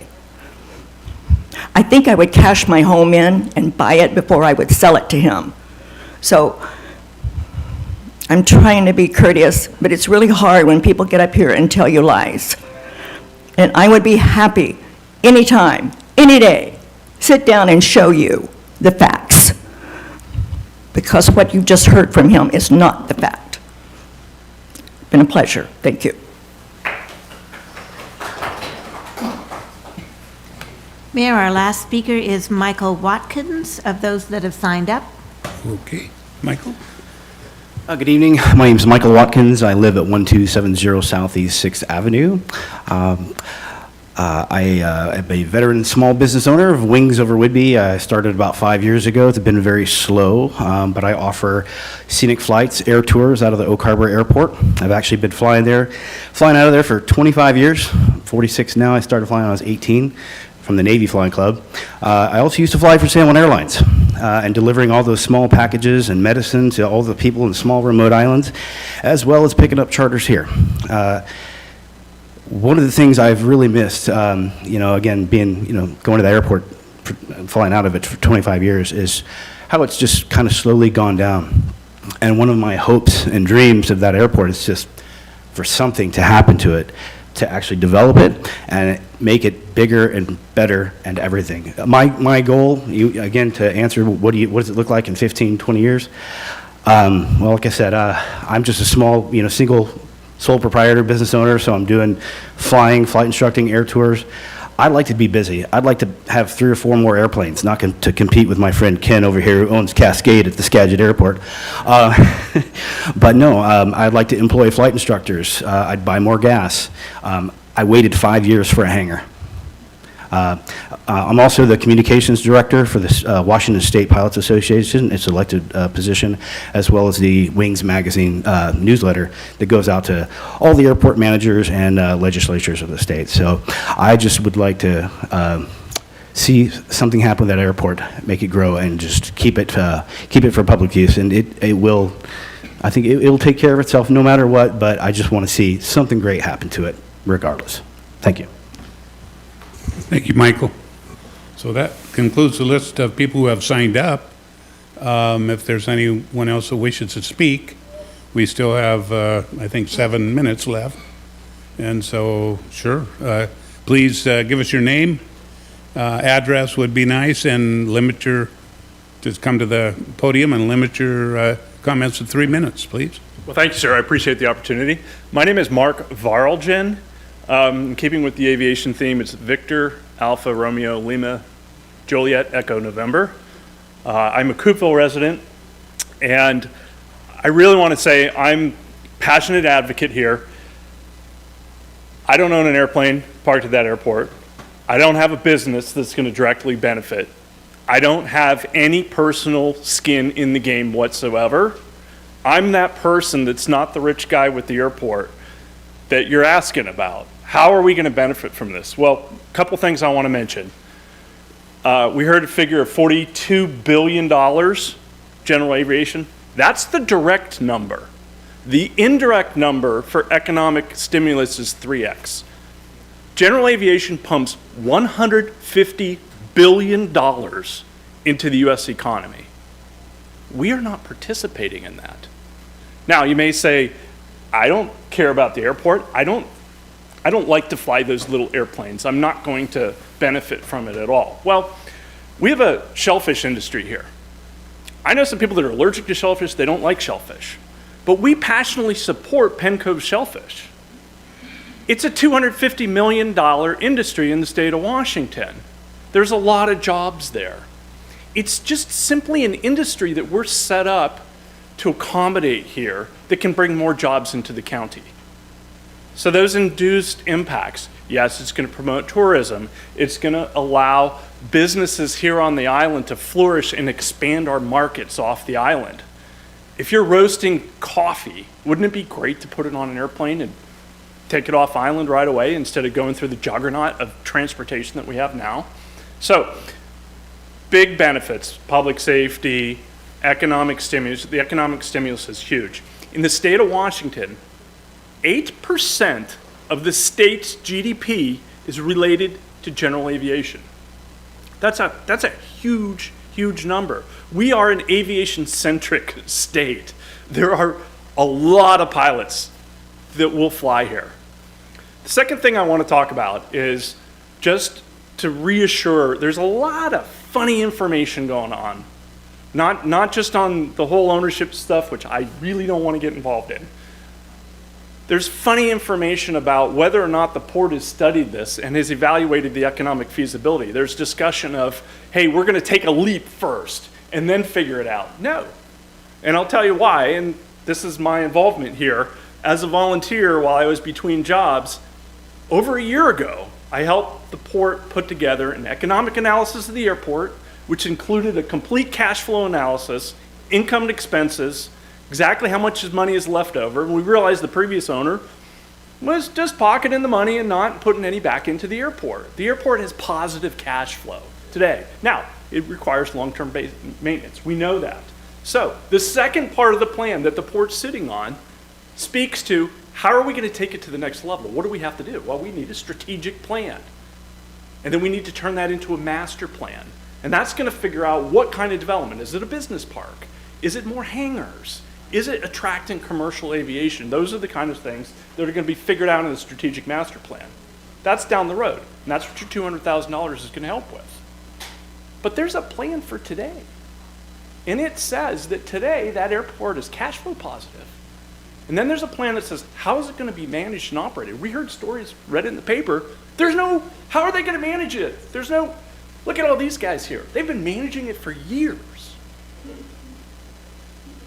They're here as a resource. You ask about passion? Look at all these guys. They're here for it. It's their life. And they will help take us through that transition when the FAA money starts coming in and we can turn this into a going facility. We know there's maintenance issues. Part of the transitional plan that the port is sitting on right now lists exactly which one of those things and how much it's going to cost. That operation plan lists every job that needs to be done in that airport, from mowing the grass to fixing the AWAS or whatever it is. There's a name on it. It says who's going to do it and what their responsibility is. The port has figured this out, and I think maybe an apology is due for not, sharing this information more wildly. But it's been figured out. So that's the reason I'm passionate about it, because I've seen under the hood, and I like what I see, and I think it's going to be great for the island. Thank you for your time. I appreciate it. Okay, so got a couple of minutes left. Yeah, short and sweet. All righty. I'm Don Meehan, and I'm a Whidbey Islander. And I say that in spite of the fact that my address is Coupeville. I just want to say a couple things that you all need to recognize. Is not, what is it? 36% of the airports in this state are owned by cities, okay? 97 of the 118 airports that we have in this state are owned by public entities. They're publicly owned airports. And as it's been clearly pointed out, all the money comes from the aviation community itself, buying fuel and so on and so forth. So we have state funds through Wasat Aviation. Those monies are for fixing up airports and helping them succeed. And then we have the big pot, and that's the federal pot, which is where we need the help as the port, and you folks helping us make this thing come together so that we can have the quality plan that the feds require. And once we have that, now we're available to go after the federal money. And we know that we need money to fix the airport up. It's been, I'm a pilot owner, one of those guys. You guys think I'm trying to benefit. Well, I'm getting old. I know it's going to last forever. But I also came here in 1982, and I can't tell you how many times I flew out of that airport on work. And it happens even today. It happens. People are flying their own airplanes to go to work, and I did it too. When I had my own airplane, I used it to go wherever I needed to in the state of Washington. And there's a whole bunch of guys, I can just go down the hangar and say, oh yeah, he's using his airplane for work. He's flying over to SeaTac to get on an airplane to fly it with a bunch of people on it, that sort of thing. So it is a very active economic hub. Can it be better? You're darn right it can be better, and it needs to be better. And the thing that is so unique about this, folks, is that if you were to want to put an airport someplace in this county, you would never be able to do it, because the NIMBY effect. Nobody wants industrial kinds of things in their backyard. But here we have an airport surrounded by farmland. That is bloody unique, let me tell you. And we need to salvage that and make that thing go back to work for us, because it used to be just a hubbub of activities. We should be able to serve this community by moving people on and off the island. And I always think about this airport as like a piece of road. If you don't have a road going to your business, just think about it. If you own a business, Brian, you've got your little funeral parlor out there. If you don't have a road going there, that's a problem. All this airport is just a road extension to economic survival for our businesses. And so, needless to say, I'm kind of passionate about it. I'm willing to help anybody make our airport better. So even Robert, he knows that. So anyway, thank you very much for your time. Thank you. So that concludes the second 15, unless council wants to extend. Doesn't look like it now, so that Well, that'll wrap up our citizen comment. Thank you, citizens, and thank you for lots of good information. We are now going on to our consent agenda, and staff has presented a list of consent agenda, all of which are included in the meeting packet. I'd like to note, I don't think we have any appointed board members or commissioners, new commissioners with us here tonight. How does the council, yes, Councilor Marshall. Thank you, Mayor. I would like to pull off consent agenda item G. Okay, 4G. 4G is pulled off. Anyone else? Okay, the rest of the items, A through, what is it, A through F, is it? Are approved as presented. So item number 4G, reconsideration of interlocal agreement with the Port of Coupeville for airport purchase and support. Mr. Marshall? Thank you, Mayor. I just would like to, or make a motion that we change the language to $200,000 after purchase of the airport. I'll second that. Okay, got a motion and a second. So something to talk about here about that item. And that is, the motion, I hope you wrote it down, Julie, is to change this interlocal agreement so that the $200,000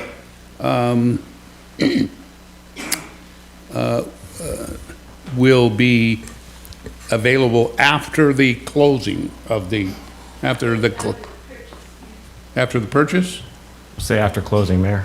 Okay. All modified. He knows the language better. So did you, after closing of the purchase by the Port of Coupeville. So any questions or any, before we vote on that? Yes, Councilor Stuckey. Just a comment. First of all, y'all make me want to buy a plane. No, thank you. I appreciate it. I just want to say, legitimately, thank you for everyone who spoke. When this came out a few weeks ago, it was on our consent agenda with not a whole lot of context. There was some discussion. And so my pushback was listening for the passion, hearing some semblance of a plan, and you folks helped bring that today. So thank you. Appreciate it. I supported the plan that was presented. However, compromise and a unanimous council is a wonderful thing. So to echo what Councilor Stuckey said, thank you all for coming. And, thanks for realizing that not everyone up here has been involved in these conversations over the last few years. So thank you for bringing that passion and for helping get everybody up to speed. And I think this is a great thing, and not to count the votes, but it feels pretty good. Okay. Anyone else? Okay, we've got a motion and a second. Mayor? Yes. I just wanted to get clarity on it. So it's a motion to approve the agreement with the following, with that change, right? Okay. Okay. Okay. I'll call for the vote. All in favor, signify by raising your right hand. Looks like we have 6 hands, so that passes unanimously. Okay. All right. So, since that has passed, do we still need a motion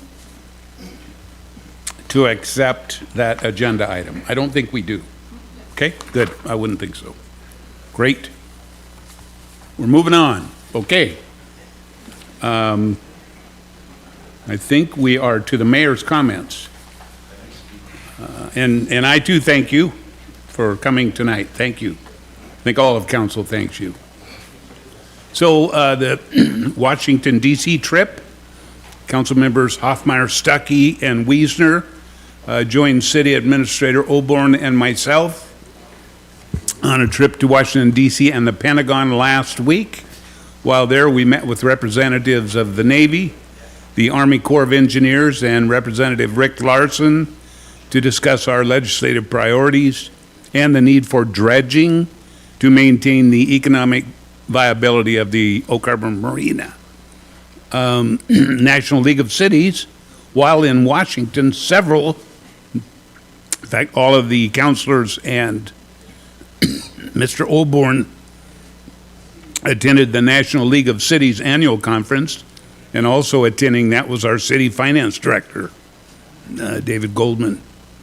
The fire department house burn exercise. Our fire department was provided an opportunity to hone their skills in the preparation and removal of a surplus house from a property owned by the city.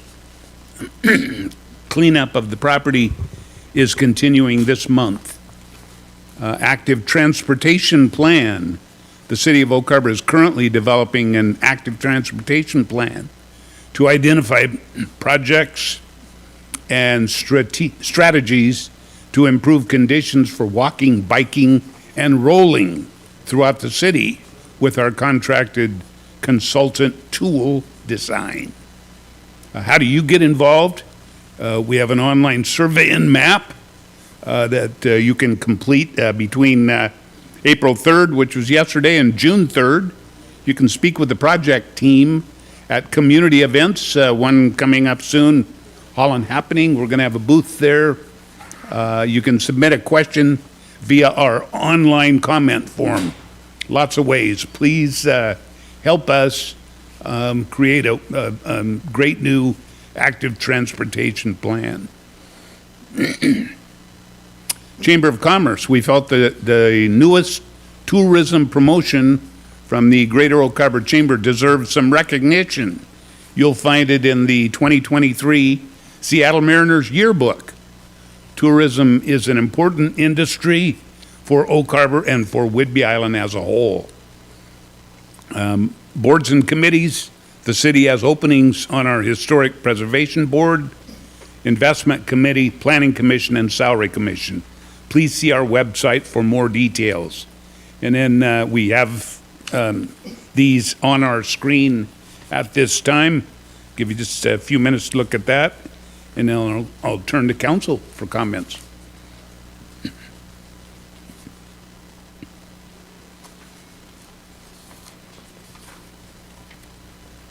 Okay, turning to council for comments. Yes, Councilor Hoffmeyer. Yeah, I just wanted to take this opportunity to thank you, Mayor, the rest of City Council, and all the citizens of Oak Harbor as a whole for the opportunity to travel back to Washington D.C.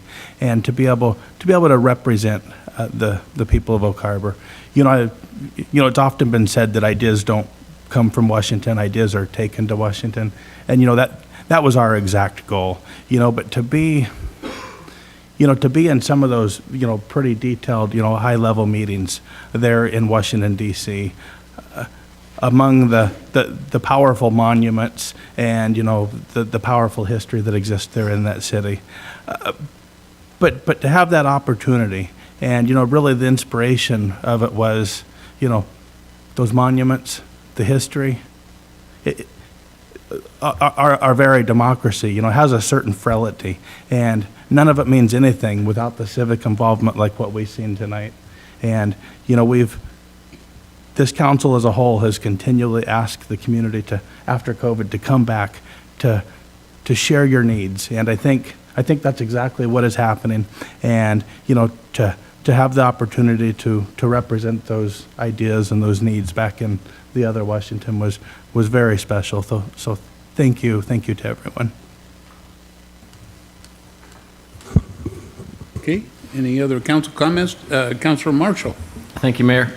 I just want to say for the last couple Saturdays, I've had the distinct pleasure of watching the Oak Harbor Growlers new rugby club play teams from Chuckanut and from Bellingham.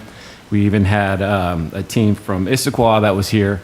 And so the Growlers have been bringing new people to our community and sharing the game of rugby. It's a new organization that just started, and I wanted to thank Mr. Brian Smith for helping us with the fields, and North Whidbey Soccer has been very gracious in sharing their field space and allowing us to practice and to play the games on Saturdays. And so it's really exciting that these kids are getting an opportunity to try a new sport, and we're bringing new people to the community. So I appreciate staff for all their help with that. So, thank you.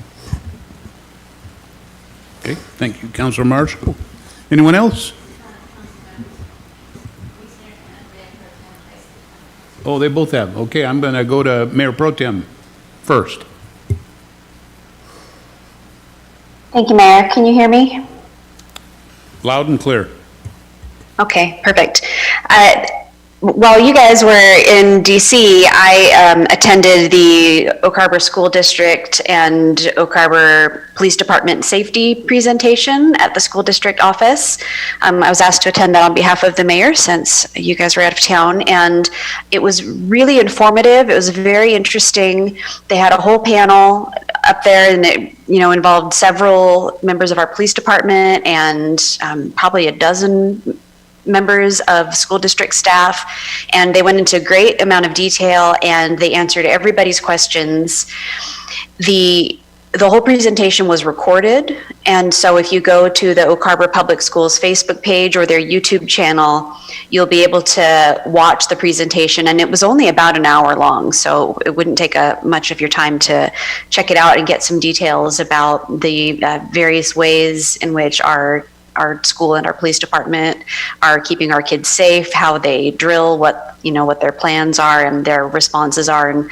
And anyway, it was really interesting. I'm really glad I attended, and I would definitely encourage anyone who hasn't already to go to the Oak Harbor Public Schools Facebook page or YouTube channel and watch it. Thank you. Thank you, Mayor Pro Tem. Councilor Wiesner. Thank you, Mayor. And yes, to echo some of what Councilmember Hoffmeyer said, the trip back to Washington, D.C., although a very, very long trip, 6 hours each direction. And I think the first morning, I think I got about 2 hours sleep. But the reality is a lot accomplished face-to-face with folks back there. Emails, phone calls, letters can accomplish so much, but face-to-face seems to really resonate, and I just wanted to echo that and carry that back to our local government, right? These face-to-face folks coming back and folks coming to our meetings and taking the time out of their schedule to show up at City Hall, and sit through an hour and a half of presentations before they even had a chance to comment. That's how government works, and it is a government for the people and by the people when the people participate. And I appreciate everybody showing up tonight. And like I say, I think it proved true with us going back to DC and meeting with the folks we did and having the conversations we had. That it is still a people business, and I appreciate the folks tonight getting involved in government. Thank you. Thank you, Councilor Wiesner. Okay, I think that concludes our comments, mayor and council comments. We'll move on to item number 6A, which is a public hearing, and we have 3 of these this evening. So this is resolution number 2305, Water System Plan Extension. And I believe we have our water supervisor, Chris Price. Chris, welcome aboard. Thanks, Mayor and Council. We have Russ Porter with Gray and Osborne here. He was the consultant that worked on the water system plan extension. So for this presentation, I will turn it over to him. Thank you. Okay, well, do I get to share a screen here?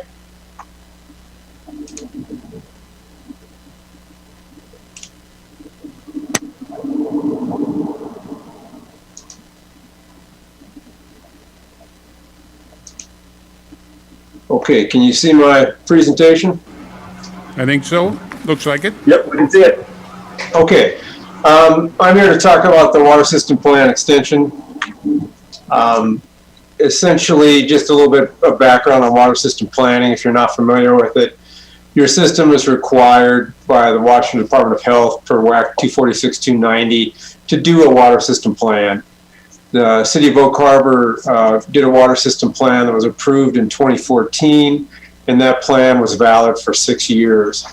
And that was the standard planning period at that time. Since that time, the Department of Health changed the planning rules to allow for a 10-year approval.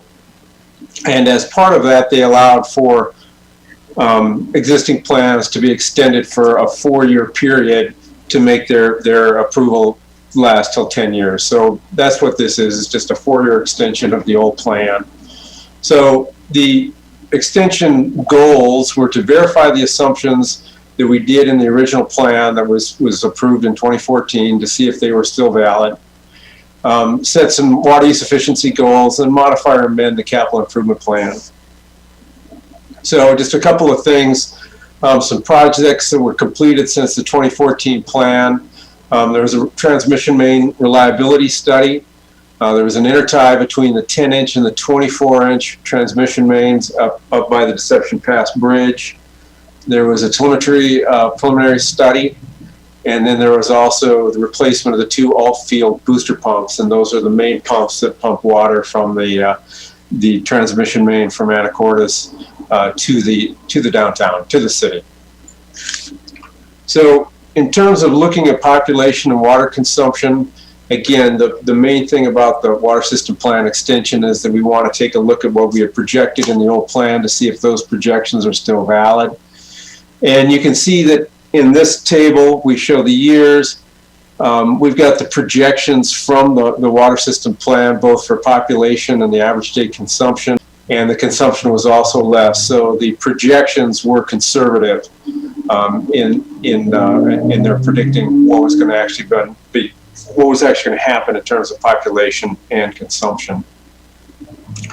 When we look at the consumption between what's called your retail service area and then also the Navy's consumption, you can see that both of those are well within the predictions that we had in the plan. Between 2013 to 2020, you can see that the retail service area, we predicted it going up above 600 million gallons, but in actuality, your use was less than that.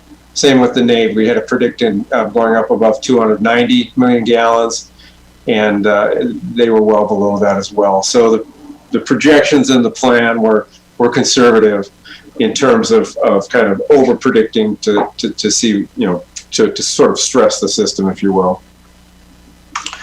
In terms of production, and for you guys, production really means what you're buying from Anacortes. It's the same story. If you look at the actual projections from the plan versus what was used, both on terms of the number of ERUs in your retail service area, your average day, your max day, and your peak hour demands, those are all well within the projections of the plan. So what that means is that the projections in the 2014 water system plan still represent a conservative projection. They're projecting a little bit more robustly than your growth actually is. So if in terms of any kinds of deficiencies or things like that, they'll show up. So in the extension, we essentially just said the projections that we had in the 2014 plan still are valid. And these are the projections that we had from 2021 out through 2025 with projections for 2030, 2033, and 2060. And so these are just projections that we've used to look at growth within the system, limitations within the water system components, and how we should best address those deficiencies. The second goal of the extension was to take a look at your water use efficiency goals. We have 2 goals. One is to maintain distribution system leakage below 10%. The other is to maintain single-family use at or below 64 gallons per capita. Chris actually has an additional presentation on this, so I'll leave that for him to discuss further. We updated the capital improvement plan in the extension document. We put it out from 2022 because that's when we were actually doing most of the work on this extension. And then we have it out through 2026. And you can see it's a fairly active capital improvement plan. We took a look at the historical revenues and expenditures for your water fund during this period. And you can see that it was fairly healthy with an end of year balance that kind of increased. And, I think some of that was that there were some capital improvements that were planned that maybe didn't necessarily happen. But, you've got a fairly healthy balance in terms of your water fund. So we also projected it forward with the capital improvements, and you can see it declined some because the capital improvements have been included in there, but it's still going to end up with a positive ending balance. In terms of the next steps, is public informational meeting, which this is, council approval, and then we'll resubmit it back to the Department of Health. The Department of Health has already looked at the extension, and they've made some comments. And once we get your approval, we can send it back to them with the comment responses, and we anticipate their approval. One thing to keep in mind is since it was approved for 6 years from 2014, its approval actually ended in 2020, so the 4-year extension will only take it through 2024. With that, I'll take any questions. So before we go to the council for questions, I'd like to open the public meeting and turn to our city clerk to ask her if we've had any kind of input from the public. No, Mayor, we received no input on this item. Okay, is there anyone here that wishes to speak to this? Questions or, okay, seeing none, we will close that public hearing and turn to the council for questions, comments. Yes, Councilor Munns.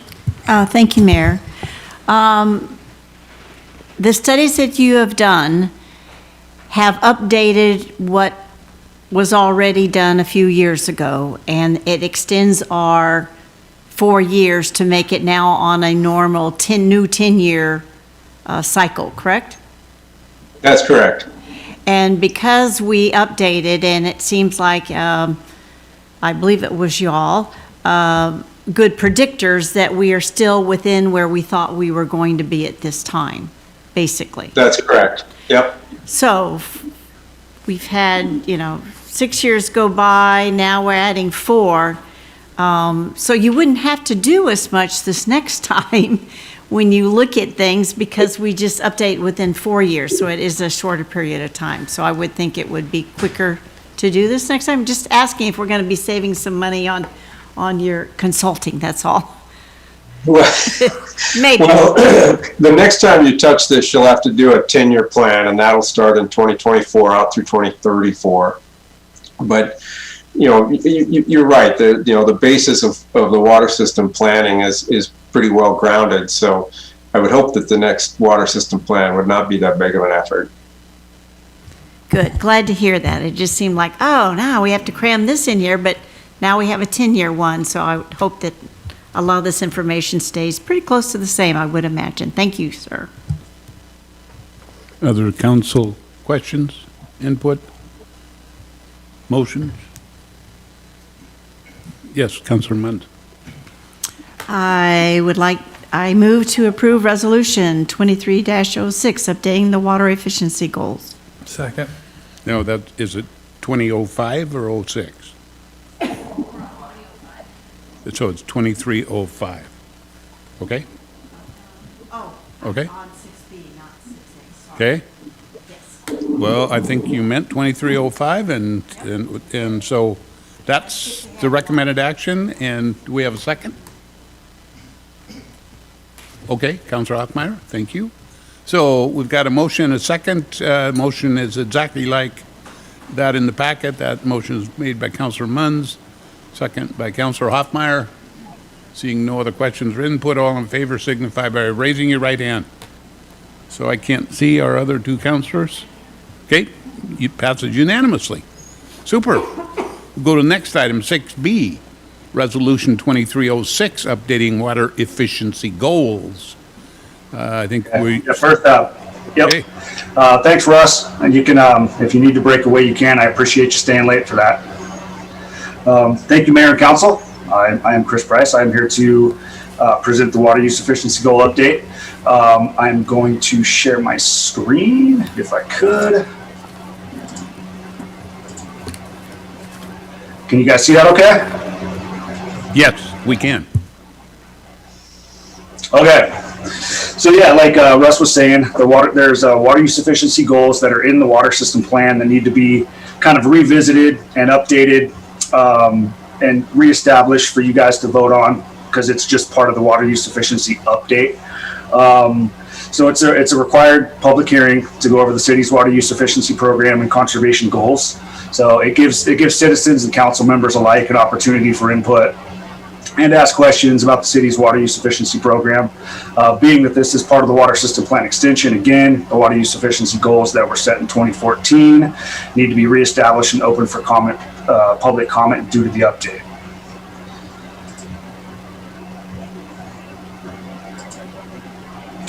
So in the Pacific Northwest, drinking water competes with other end users that include agriculture, industry, recreation, and maintaining an adequate stream flow for fish. The Department of Health works with public water systems to implement water use efficiency programs to ensure a safe and reliable supply of drinking water. Some of the requirements of the water use efficiency program are publicly establishing water saving goals for customers, which we will be doing tonight. Evaluating or implementing specific water saving measures, which we will go over in the next few slides. Developing a water use efficiency planning program to support the established goals. Achieving a standard of no more than 10% water loss, which I will cover water loss in a later slide as well. And reporting annually to the Department of Health progress towards reaching the city's established goals. So some of the benefits of a water use efficiency program are ensuring reliable long-term water supplies, promoting good stewardship of the state's water resources, ensuring efficient operation and management of water systems, and reducing energy use and saving money, which we all like, obviously. So water conservation plays a vital role in water system planning and assisting in meeting future growth requirements. So the council adopted water use efficiency goals as part of the water use efficiency program in the 2014 water system plan. The water use efficiency program consists of two goals that target water production and water consumption.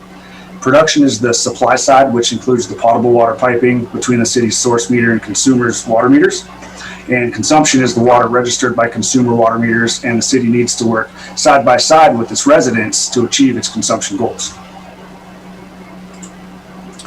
The city's production goal is to maintain distribution system leakage at or below 10% on a 3-year rolling average, like I mentioned in the previous slide. Distribution system leakage is the water loss between the city's source meter and its customers' meters.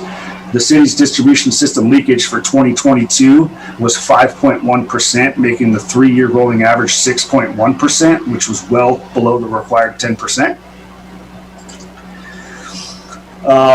So measures are required to be used as an implementation to achieve the established goals. They are meant to make goals quantitative or measurable. Measures, are the physical things that the Water Division performs to meet its established water use efficiency goals. So some of the measures that the Water Division implement to achieve the city's production goal are replacing aging infrastructure. There are some upcoming water main capital improvements happening this year. West Whidbey Avenue 6-inch steel water main is being replaced, along with Northeast Regatta Drive, East Whidbey Avenue, Southeast 4th Avenue and Southeast Glencoe Street, and Southwest 4th Avenue from Southwest Fairhaven to Southwest Dyer. Those are going to be done in 2024. Metering unmetered water connections, so for example, construction water, water use for ground settling, sewer line cleaning, and water system maintenance flushing, all which are typically used from fire hydrants. Water staff install portable meters to account for water use from fire hydrants per the Oak Harbor Municipal Code.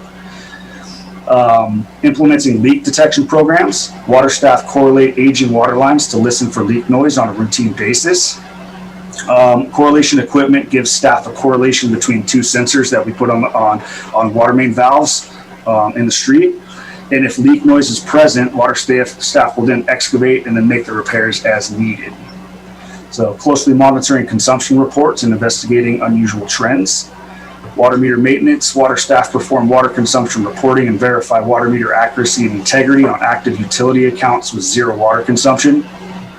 So basically, if we see an active account and there's zero water consumption for that month or a month or two, we find it unusual, and we'll actually go out and verify to make sure that water meter is in fact working properly.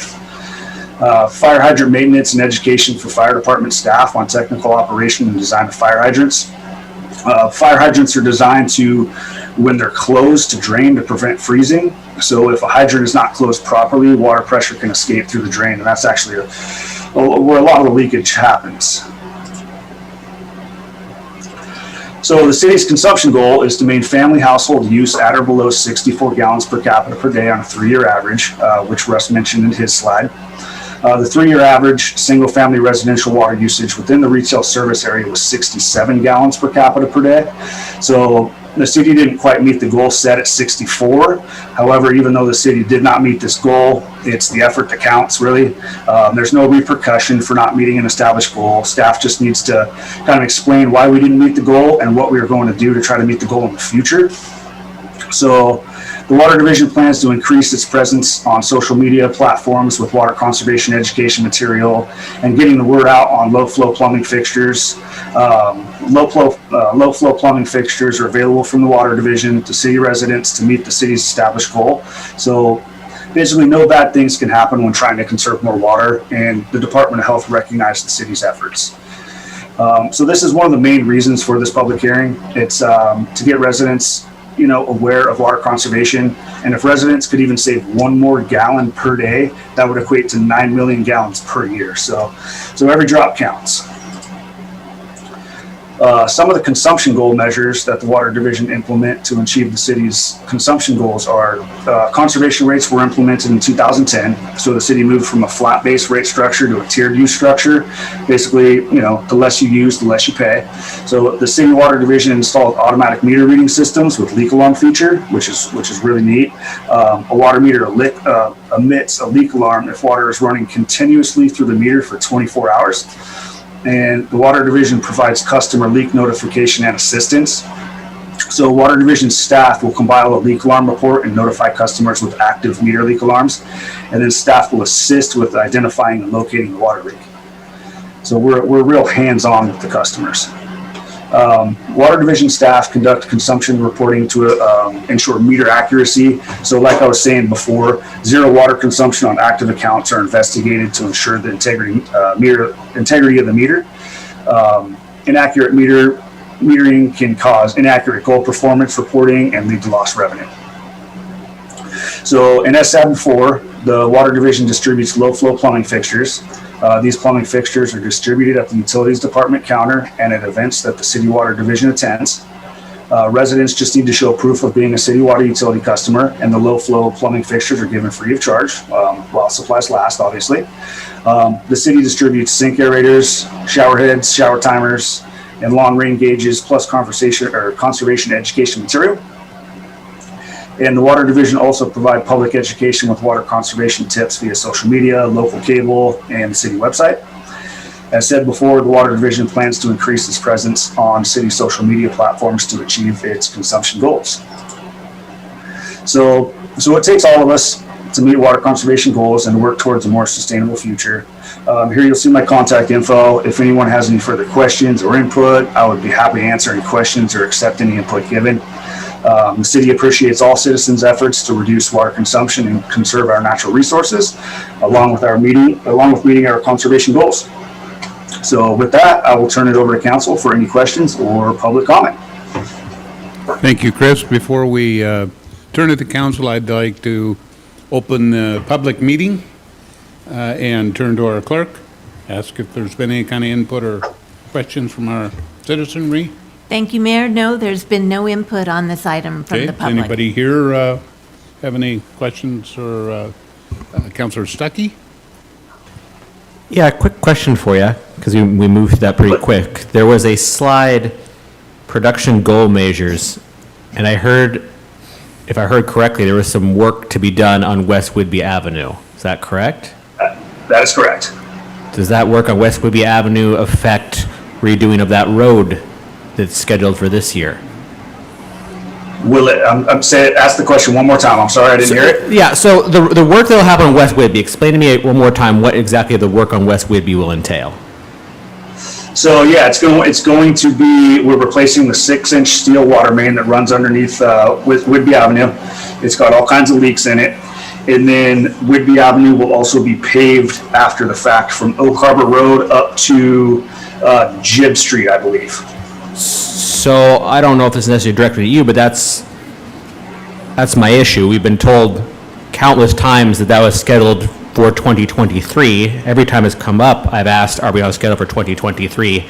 And this is the first I'm hearing that we're looking at 2024. So West Whidbey is going to be on 2023. I apologize. That is getting done this summer. It's the other projects that got kicked out to Okay. 2024. Okay, I'm not worked up.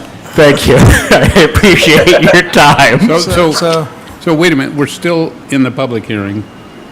I'll bring it back to council in a minute. I've asked for public comment. Any other public comment regarding this? Okay, then I'm going to close that public hearing and bring it to council. Go ahead, Councilor Hoffmeyer. Alex Warner, you just appeared like a genie. we knew what Chris meant.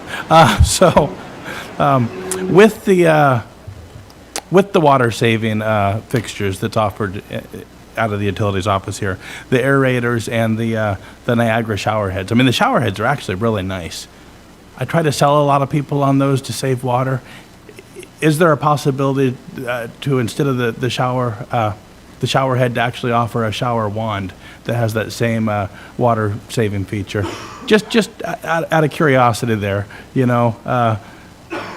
Yeah, sure. No, that would definitely be something to look into. I mean, you know, we only have a certain amount of money that we set aside for water conservation materials. So obviously providing a wand is going to be a little bit more expensive. So, you know, you're not going to get the best bang for your buck if we're providing wands to people, but it's definitely something to look into. Absolutely. Awesome. Yeah, I know a lot of people are just really reluctant to ditch the wand that they have for a shower head that is immobile. The other question there, is there any, is there any education type stuff the utilities department is able to do?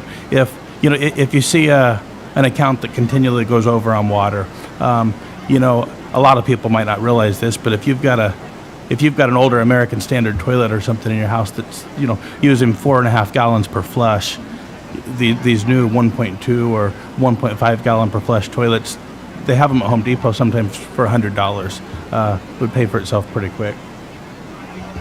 Sure. Yeah, no, that would be something to look into as well. We do run what we call an edit list, and we thumb through, every single account. And if there is water consumption that's a little bit higher or outside of their normal range, we do go double check to make sure that the water meter reading is accurate.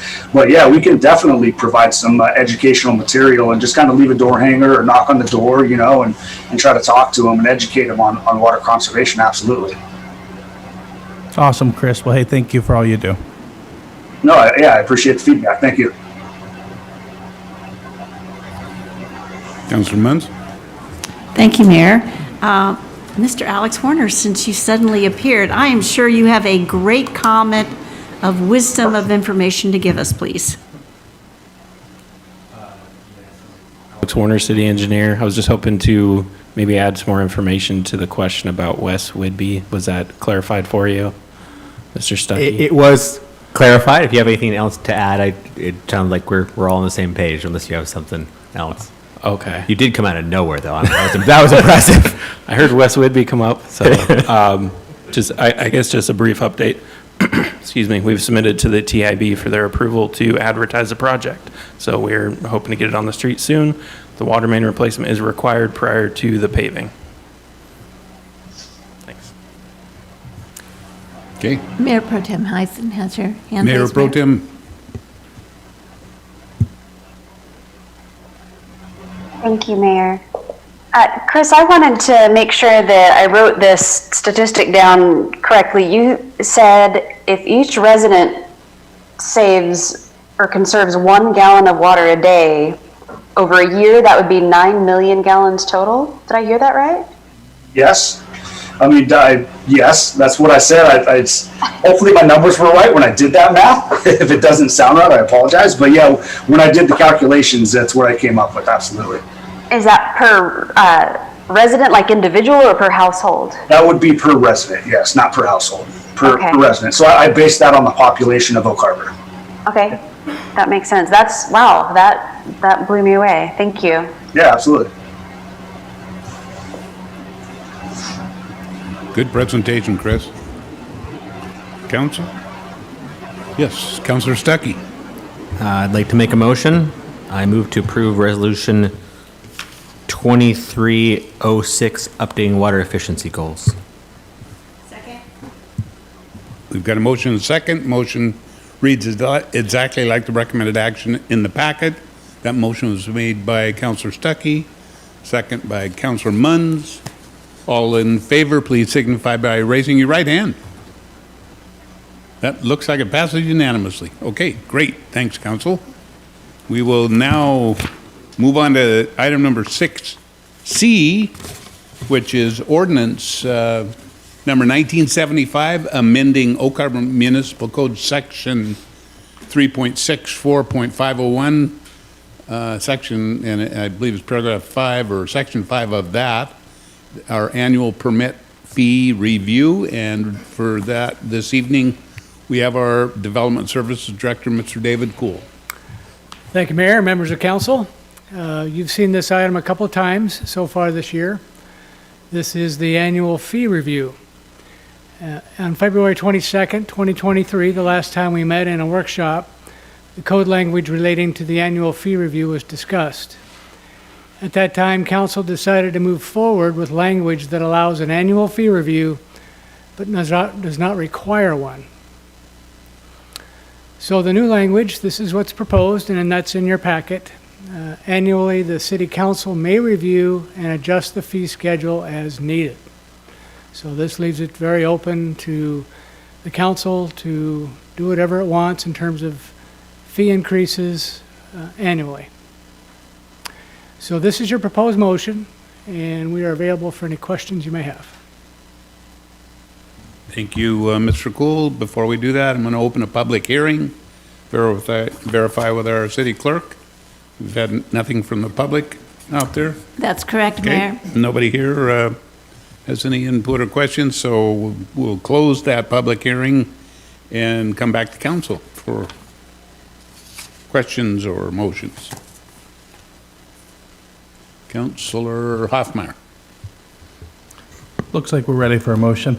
I move to approve the amendment to the Oak Harbor Municipal Code, Chapter 3.64.501.5, relating to annual permit fee review, Ordinance number 1975. Second. Okay, we've got a motion second. That motion reads exactly like the recommended action in the packet. Motion made by Councillor Hoffmeyer, second by Councillor Stuckey. All in favor, please signify by raising your right hand. How are we looking on the... Okay, looks like that passes unanimously. Thank you. We're on a roll here. We have to be. We're getting close to the end of the meeting time. So we're on to item number 8A at this time, which is our first contract and agreement, and that is a professional services agreement with Carletti Architects for fire station architectural design. For that, we have our fire chief, Chief Merrill. Welcome, Chief. Thanks, Mayor. Evening, Council. I'm going to try to be brief, and you know that's almost impossible for me to do. So I've got 48 minutes time available. I'm going to shoot for 2 minutes or less. Great. I'm going to try. So you know we talked about this back in February. We know that Carletti got the contract back in 2015 on the initial feasibility study. You've had a chance to look at the materials in the packet. We want to continue with Carletti and his architectural firm for the continuation of the design, site plan, civil work, and all that with the new station. We were very happy with his work on the feasibility study and the prospectus way back in 2015. We would like to enter into a PSA with Carletti. We want to start at March 21st through December 2025, and also have a 10% contingency work if additional work is required per the scope of work. You've had a chance to take a look at the scope. We always know that even as prudent as we can be, Mr. Stuckey, as prudent as we can be, there is that potential that something could come up, and I don't want to have to come back to the council to ask for $10,000 or $15,000 in this case with this project, with the size of the project. So a motion authorized the mayor to enter into a professional services agreement with Carletti Architects in the amount of $402,365 to include a 10% contingency fund, authorizing the fire chief to approve additional work as required. And I'll be happy to take any questions. I've done it in less than 2 minutes. I moved right along. And I'd be happy to take any questions, if you have any questions about the scope of work and all that. Councilor Hoffman. Yeah, I just wanted to point out, as somebody that's been in construction and facilities for a couple decades, I don't know if you got some assistance on this along the way, or if you're just this good at this, but very, very detailed scope, and appreciate that you're not attempting to hand over a blank check, so thank you. I've always said I'm very frugal. Councilor Munns has reminded me that I should have turned to city clerk. Certainly right. Have we had any public input about this? No, Mayor, we have not received any input on this item. Thank you, Councilor Munns. Thank you, Julie. Appreciate that. So any other council input, questions? Councilor Marshall. Thank you, Mayor. I move to authorize the mayor to enter into a professional service agreement with Carletti Architects in the amount of $402,365 to include a 10% contingency fund, authorizing the fire chief to approve additional work as required. Second. Okay, motion, second motion reads exactly like what's up there. So I think it's a tiny bit different than what was in the packet, but that's the motion that's been suggested, and that motion was made by Councilor Marshall, second by Councilor Munns. Any other input or questions? Seeing none, all in favor signify by raising your right hand. We've got 4 of them here and 2 of them. Okay, that passes unanimously. Thanks, Council. I think that's the quickest I've ever done Thanks, Chief. anything. I don't know whether you made the 2 minutes. I didn't time you, but darn good job. Thank you, Mayor. I know it wasn't 48. Okay, let's go to number 9A. And this is the Mangat Annexation, 21.3 acres, located at 2890 North Oak Harbor Road. And for that, we have our Development Services Director, Mr. David Kuhl, back. Thank you, Mayor, members of council.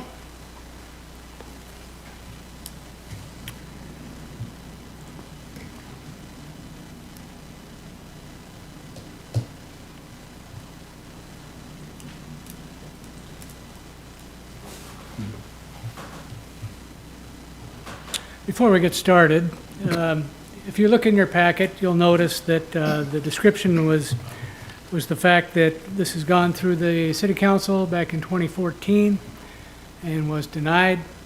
It came back in 2017, and it got through this particular meeting, and the council wanted more discussion with the applicant to take place. The council directed that they meet with a civil engineer and come up with estimates of what it would cost to annex. At that time, they also directed that additional property owners be pursued and that a local improvement district be pursued, or at least discussed with the applicants.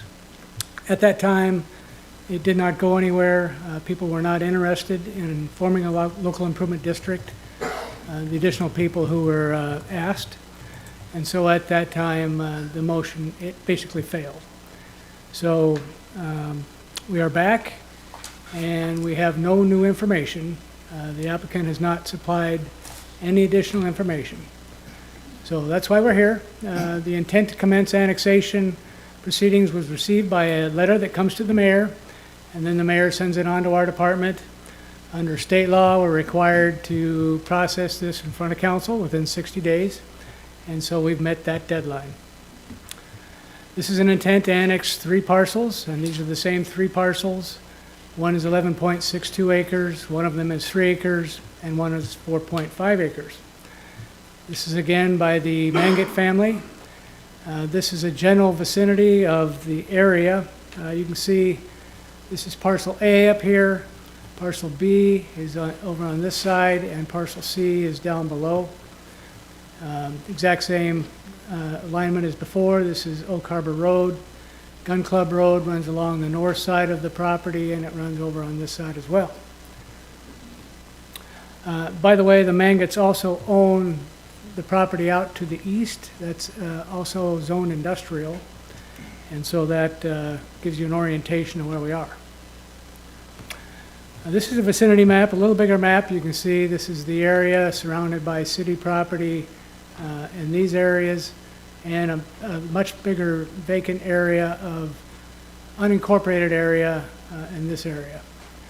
One of the concerns earlier, back in 2014 as well as 2017, was if we start annexing too much in here, we might actually have a mistake of creating a enclave. And so that's one of the concerns that came through back in that time. This is a little different look at it. You can see this is everything in hatched red area is the Mangat family. This area here is a piece of property that's one piece is a ½ acre, one is 2.5 acres, something like that. And this is an area that was identified once before in the previous annexations, and they made a motion at that time to include this in the annexation because they didn't want to have a pocket of unannexed property. So everyone was agreed that this should all come in at the same time. So tonight, you've seen these before. This is exactly what we do. The council must accept, reject, or geographically modify the proposed annexation, or accept the proposed zoning and require the assumption of proportional indebtedness. So more background on this. We've changed the comprehensive plan just recently to make this property under consideration. Land use will be industrial. And so currently, they won't be able to expand their project because they're already non-conforming with respect to the county in terms of density.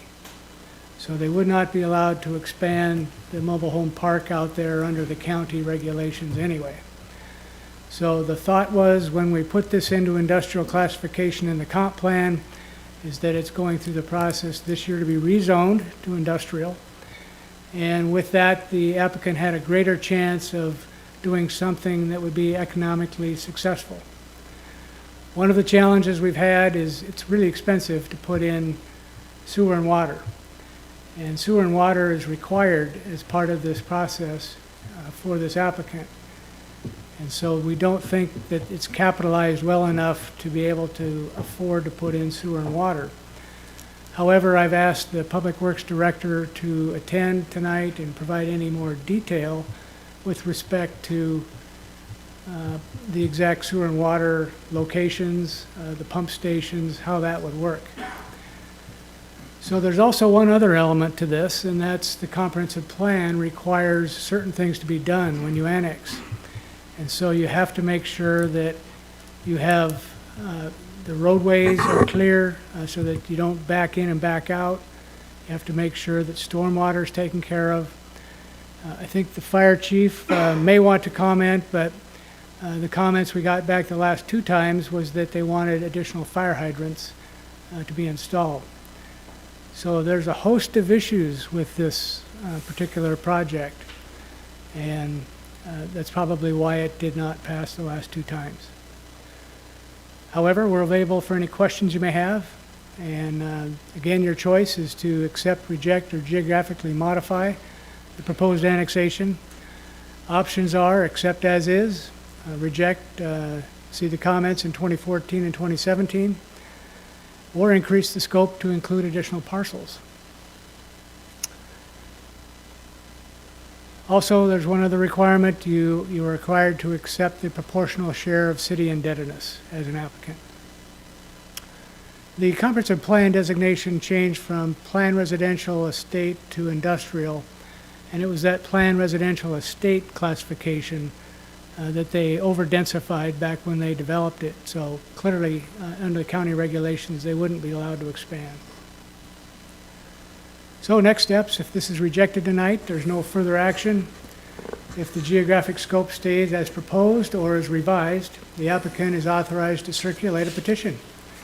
And this will not approve the annexation, but it will allow the petition to circulate and allow the process to continue. So that concludes staff presentation.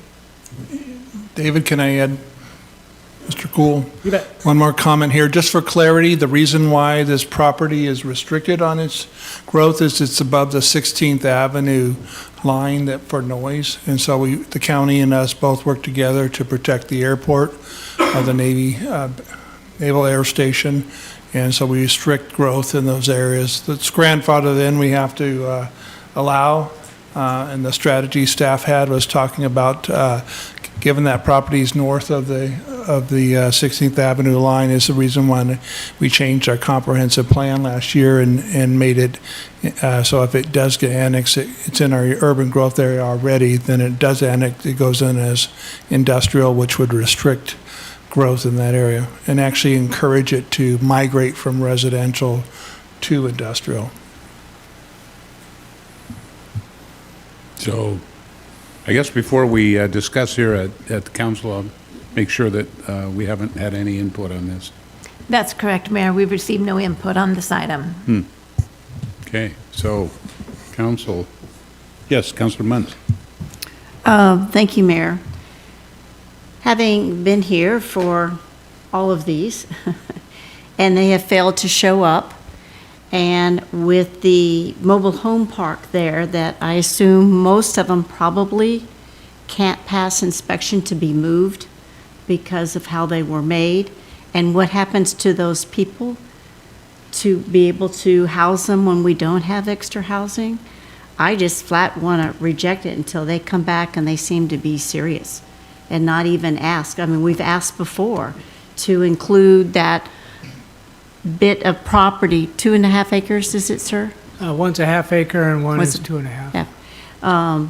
As part of it, so we don't have another enclave, and they just must not be serious. And so I would be in favor of just rejecting it tonight. Thank you. Anyone else? Councilor Hoffmeyer? At the next stage, when a project were to be brought forward, I think that's where we would have some more input. Unless staff has a hard reason of why we shouldn't accept it, I would be in favor of accepting it, just like we have all the ones that have previously came forward in the last year and a half. But I guess that's a question to staff. Is there a reason that we should not accept this? Well, there's a number of challenges with it. It does not meet the comprehensive plan goals and objectives. There's a number of sewer and water complications that perhaps Alex Warner wants to comment on. And we just don't think that the applicant has stepped forward to actually bring in a civil engineer and try and design anything and plan for anything. It's unfortunate that they would like us to extend sewer and water because their septic systems are failing. But they don't seem to want to step forward and help us, help them. Thank you. Councilor Stuckey? Just to confirm before I assume, the applicant isn't here, obviously, and they're not online? I don't believe so. I think the applicant called me. I don't know if they called you and said they were ill and unable to make it tonight. Huh, okay. Can I provide a little more information on water and sewer? Yeah, please. All right. Alex Warner, city engineer. So this mobile home park is on a septic system and well water. If they annex, it will be required to connect to city sewer, which the closest gravity line is 2,000 feet to the south.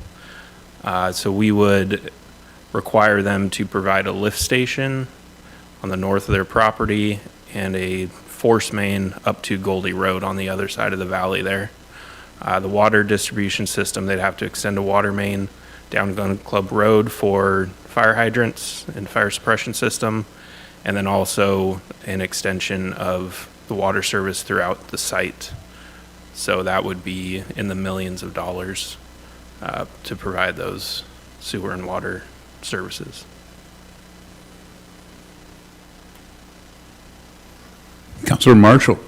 Thank you, Mayor. Alex, those would be the responsibility of the applicant, correct? Those costs for the water main and the sewer lift station, all that would be the responsibility of the applicant, correct? Yes. Okay. Now, it's my understanding that the septic is failing currently. Is that correct? I haven't seen any documentation of that, just verbally I've heard that. Okay. All right, thank you. Councilor Wiesner. Thank you, Mayor. I have two concerns with this annexation. One concern could be addressed if the applicant was here, and you know, I guess without getting the answer, the concern stays. I don't know that the applicant understands that with the planned industrial park PIP zoning that would be associated with this annexation, and if there was a need to replace an individual home, that couldn't happen. Is that not a correct statement, Mr. Cool? Yes, Councilman Wiesner, that's correct.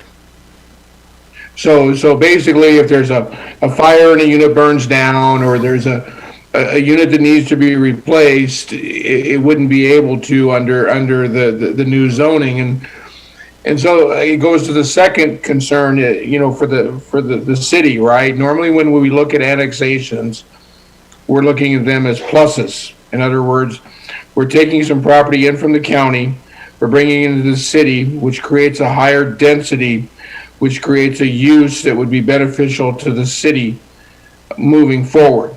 And, you know, I know it's also about the property owners, right? But the reality is our decision is to make, our job is to make the best decision for the city as a whole as to what the annexation accomplishes for the city. And in this case, where we'd actually be down zoning, right? Right now, we have a park that's supplying, you know, affordable housing to, I don't know, there's probably 45, 50 spaces I may be, you know, underestimating in there. And the reality is we'd be taking away that density, you know, partly because of our, you know, own regulations involving housing north of Northeast 16th Avenue.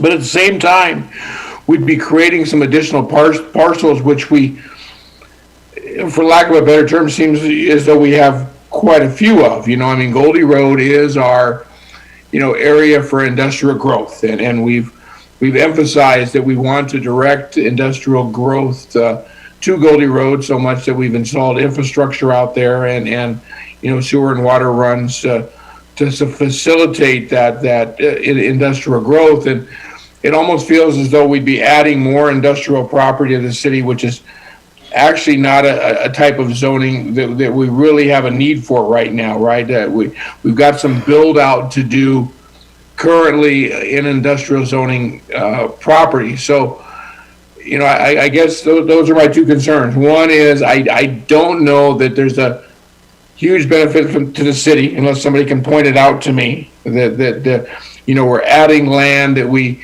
need, that you know, in a zone that we need you know, additional property in.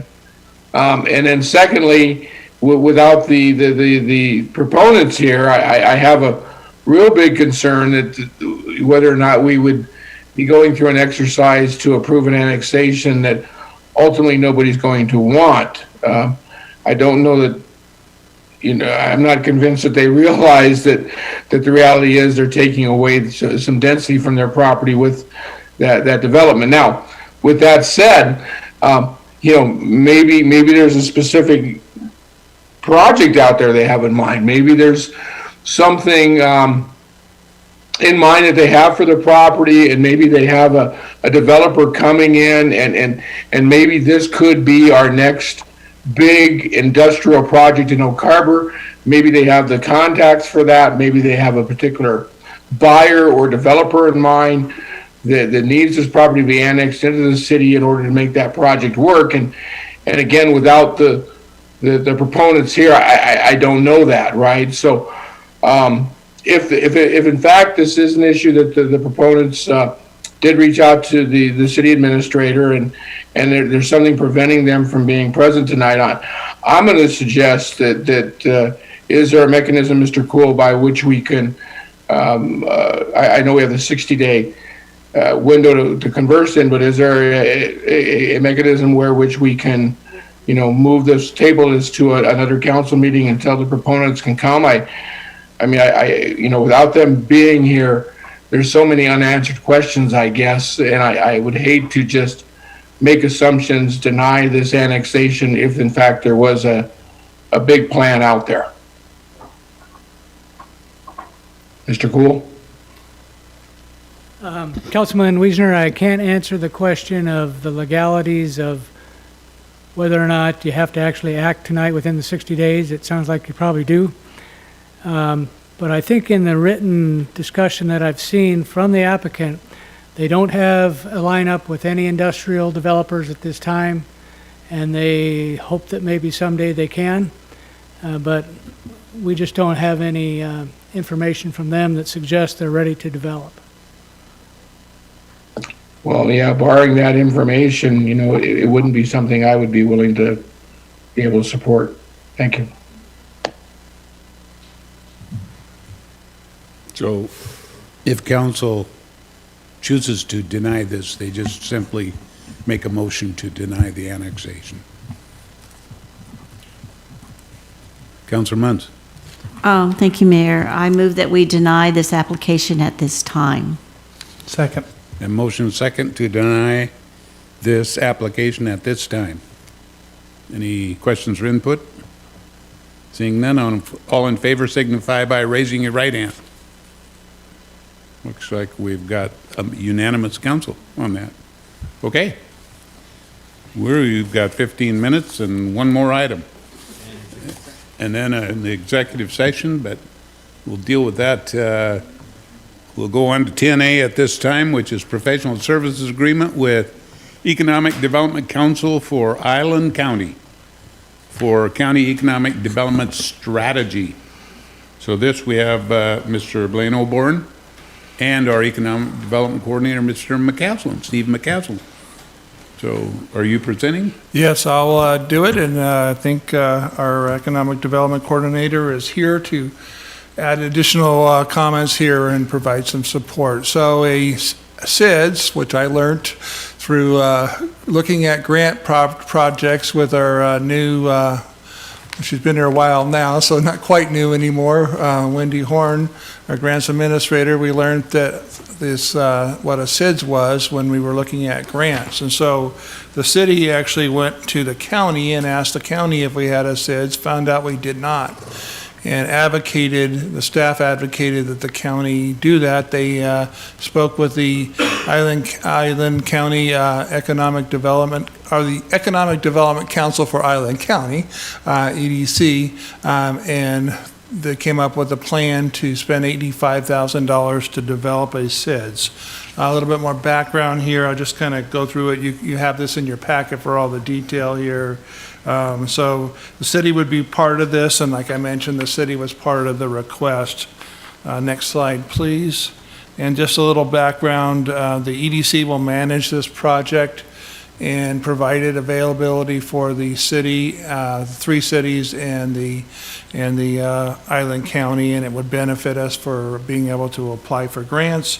Scope here, I'm not going to go into the detail there, but it just kind of goes over all the things that they're doing. Is basically an economic development, very comprehensive, a lot more comprehensive than a comprehensive plan that has an economic development component. So that question was raised by the county commission. Deliverables are right here, and then certainly we'll have an opportunity to participate in this process and benefit by it by having at the end of the process, a SIDS. So SIDS will help us, like I said, with grant funding, but it also help us with having a strategy here. I think we're going to do some of our own internal planning, but certainly this will supplement and be beneficial to the city. So next slide, the terms. I think the whole, the entire process for the SIDS is $85,000. The share is based upon population, which would be $24,000 for the city, would be the city's portion for this project. And then the terms in the next slide here, that percentage actually comes out to 28.24% when you take our population and look at the total amount, and then I mentioned the total dollar amount. And we did have the other municipalities are participating based upon population, and the counties participating by the area and the unincorporated area of the county. So next one, if approved, the SIDS deliverable would hopefully be done by July of 2024. You have a draft one in your budget here, or in your packet here, but we're still in the next slide here, still working with the EDC, Economic Development Council for Island County, on finalizing the actual agreement. They wanted to make it look more like than what we proposed, more like what the county agreement that they've already approved. And I think all the other 4 municipalities of the county and the 2 other municipalities have already approved it. So we're kind of the last one. We were the first ones to ask for it, the last ones to really get this done. So once we get agreement put together from the EDC that we can bring back, then we'll bring it back to the council. But this is certainly an opportunity to update you on this upcoming agreement and get any input that you have at this time. Turn to Clerk Julie first. Anybody call us about this? Okay. No, Mayor? Seeing none, we'll turn to council for questions. Yes, Councilor Munn. Thank you. Mr. Oborn, I would believe by signing on to this that we are making partners, and it becomes a better nucleus for applying for grants. And it will save all of us money by pooling the money together. Yes. So I'm very much in favor of it. Thank you very much for pushing this through, and for our EDC, Mr. McCaslin. So, yeah, I'm all in favor of this. Instead of being by ourselves, it's better to be part of a group with an energy to push forward. So thank you very much. Yeah, one thing I did mention is the county was not eligible for grant funding when we did what's it called, the Safe Streets for All plan. The county was able to apply. This one, we were not able to apply for the grant funding. So but we're able to partner out, and I think it's a smaller amount and it's beneficial. So it's better to do this more on a regional, like a county level, than at an individual city level. So you're not asking for any action at this point? No action, just any input. And where's that money come from, that 24,000? It would come from our fund balance, Which fund? the general fund balance. Okay.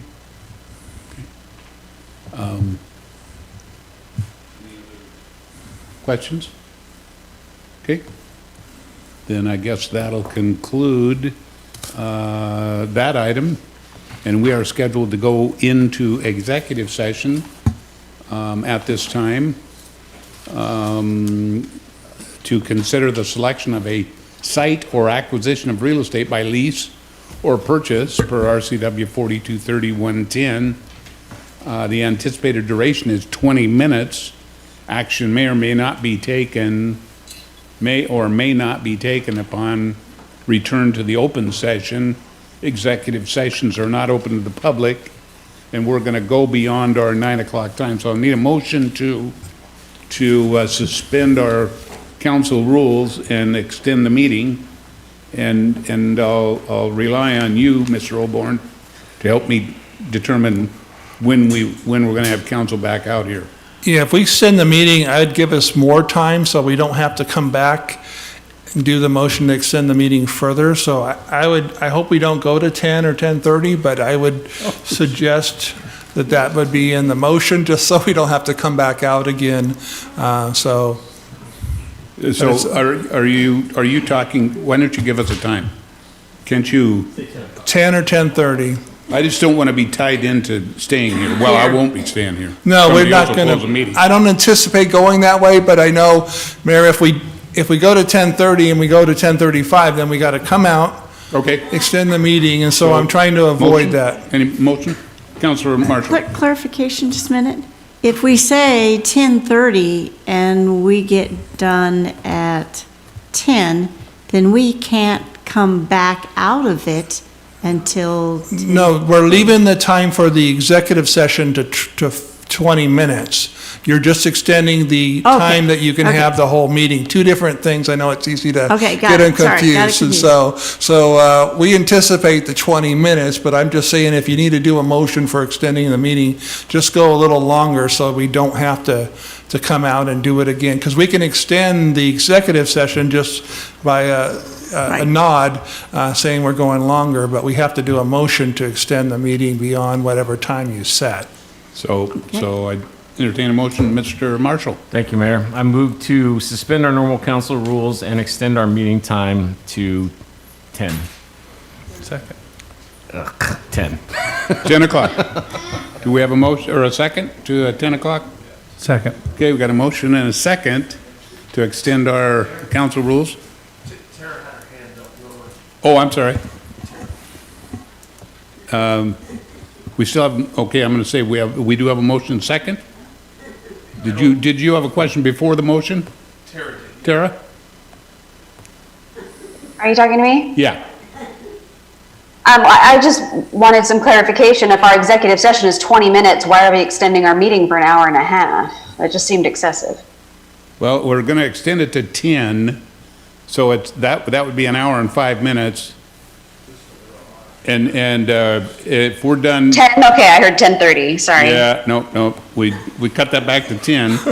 But you've got an excellent question. We're not going to go beyond 9:45, I'm guessing. Okay. That's our plan, to be done in less than, before 10 o'clock. Heat's on. So we have a motion and a second to suspend our council rules and extend this meeting until 10 o'clock. Motion made by Councilor Marshall, second by Councilor Munns, or second by Councilor Hoffmeyer. All in favor, signify by raising your right hand. Okay, that looks like it passes unanimously, so we'll go into executive session, and we'll start that in 4 minutes. Okay. Okay?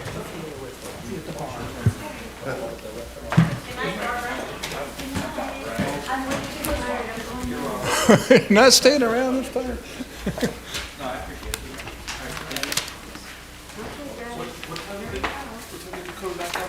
You said 4 minutes, so it's going to be at 9:20. 9:20. You were rich and frugal. I appreciate it. Yeah, it's awesome there, pretty good. Thank you. Oh, yeah, good. I was going to just 9:30. Yeah. I know, right? Thought about it. My pizza closes at 10. I'm not going to be the guy who goes in 5 minutes. I can go get it right now for you if you're in there. No, I appreciate the offer.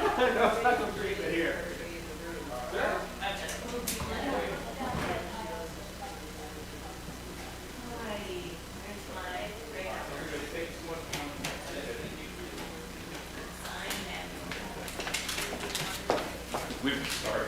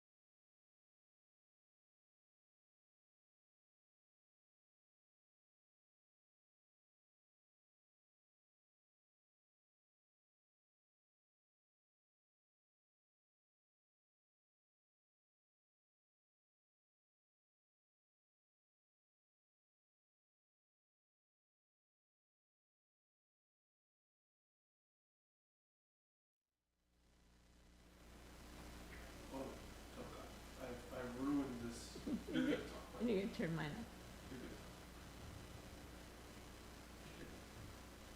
The council has announced that they will extend the executive session for an additional 5 minutes until 9:25 and 15 seconds. Thank you.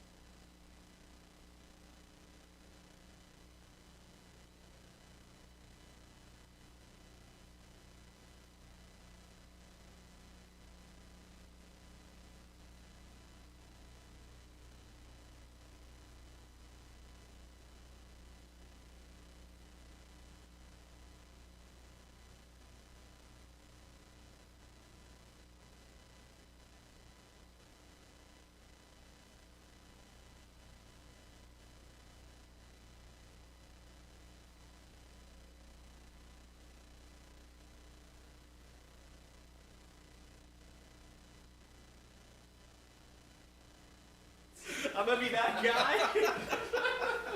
DoorDash Burger King? It's a situation. I got my priority. Oh, that's right.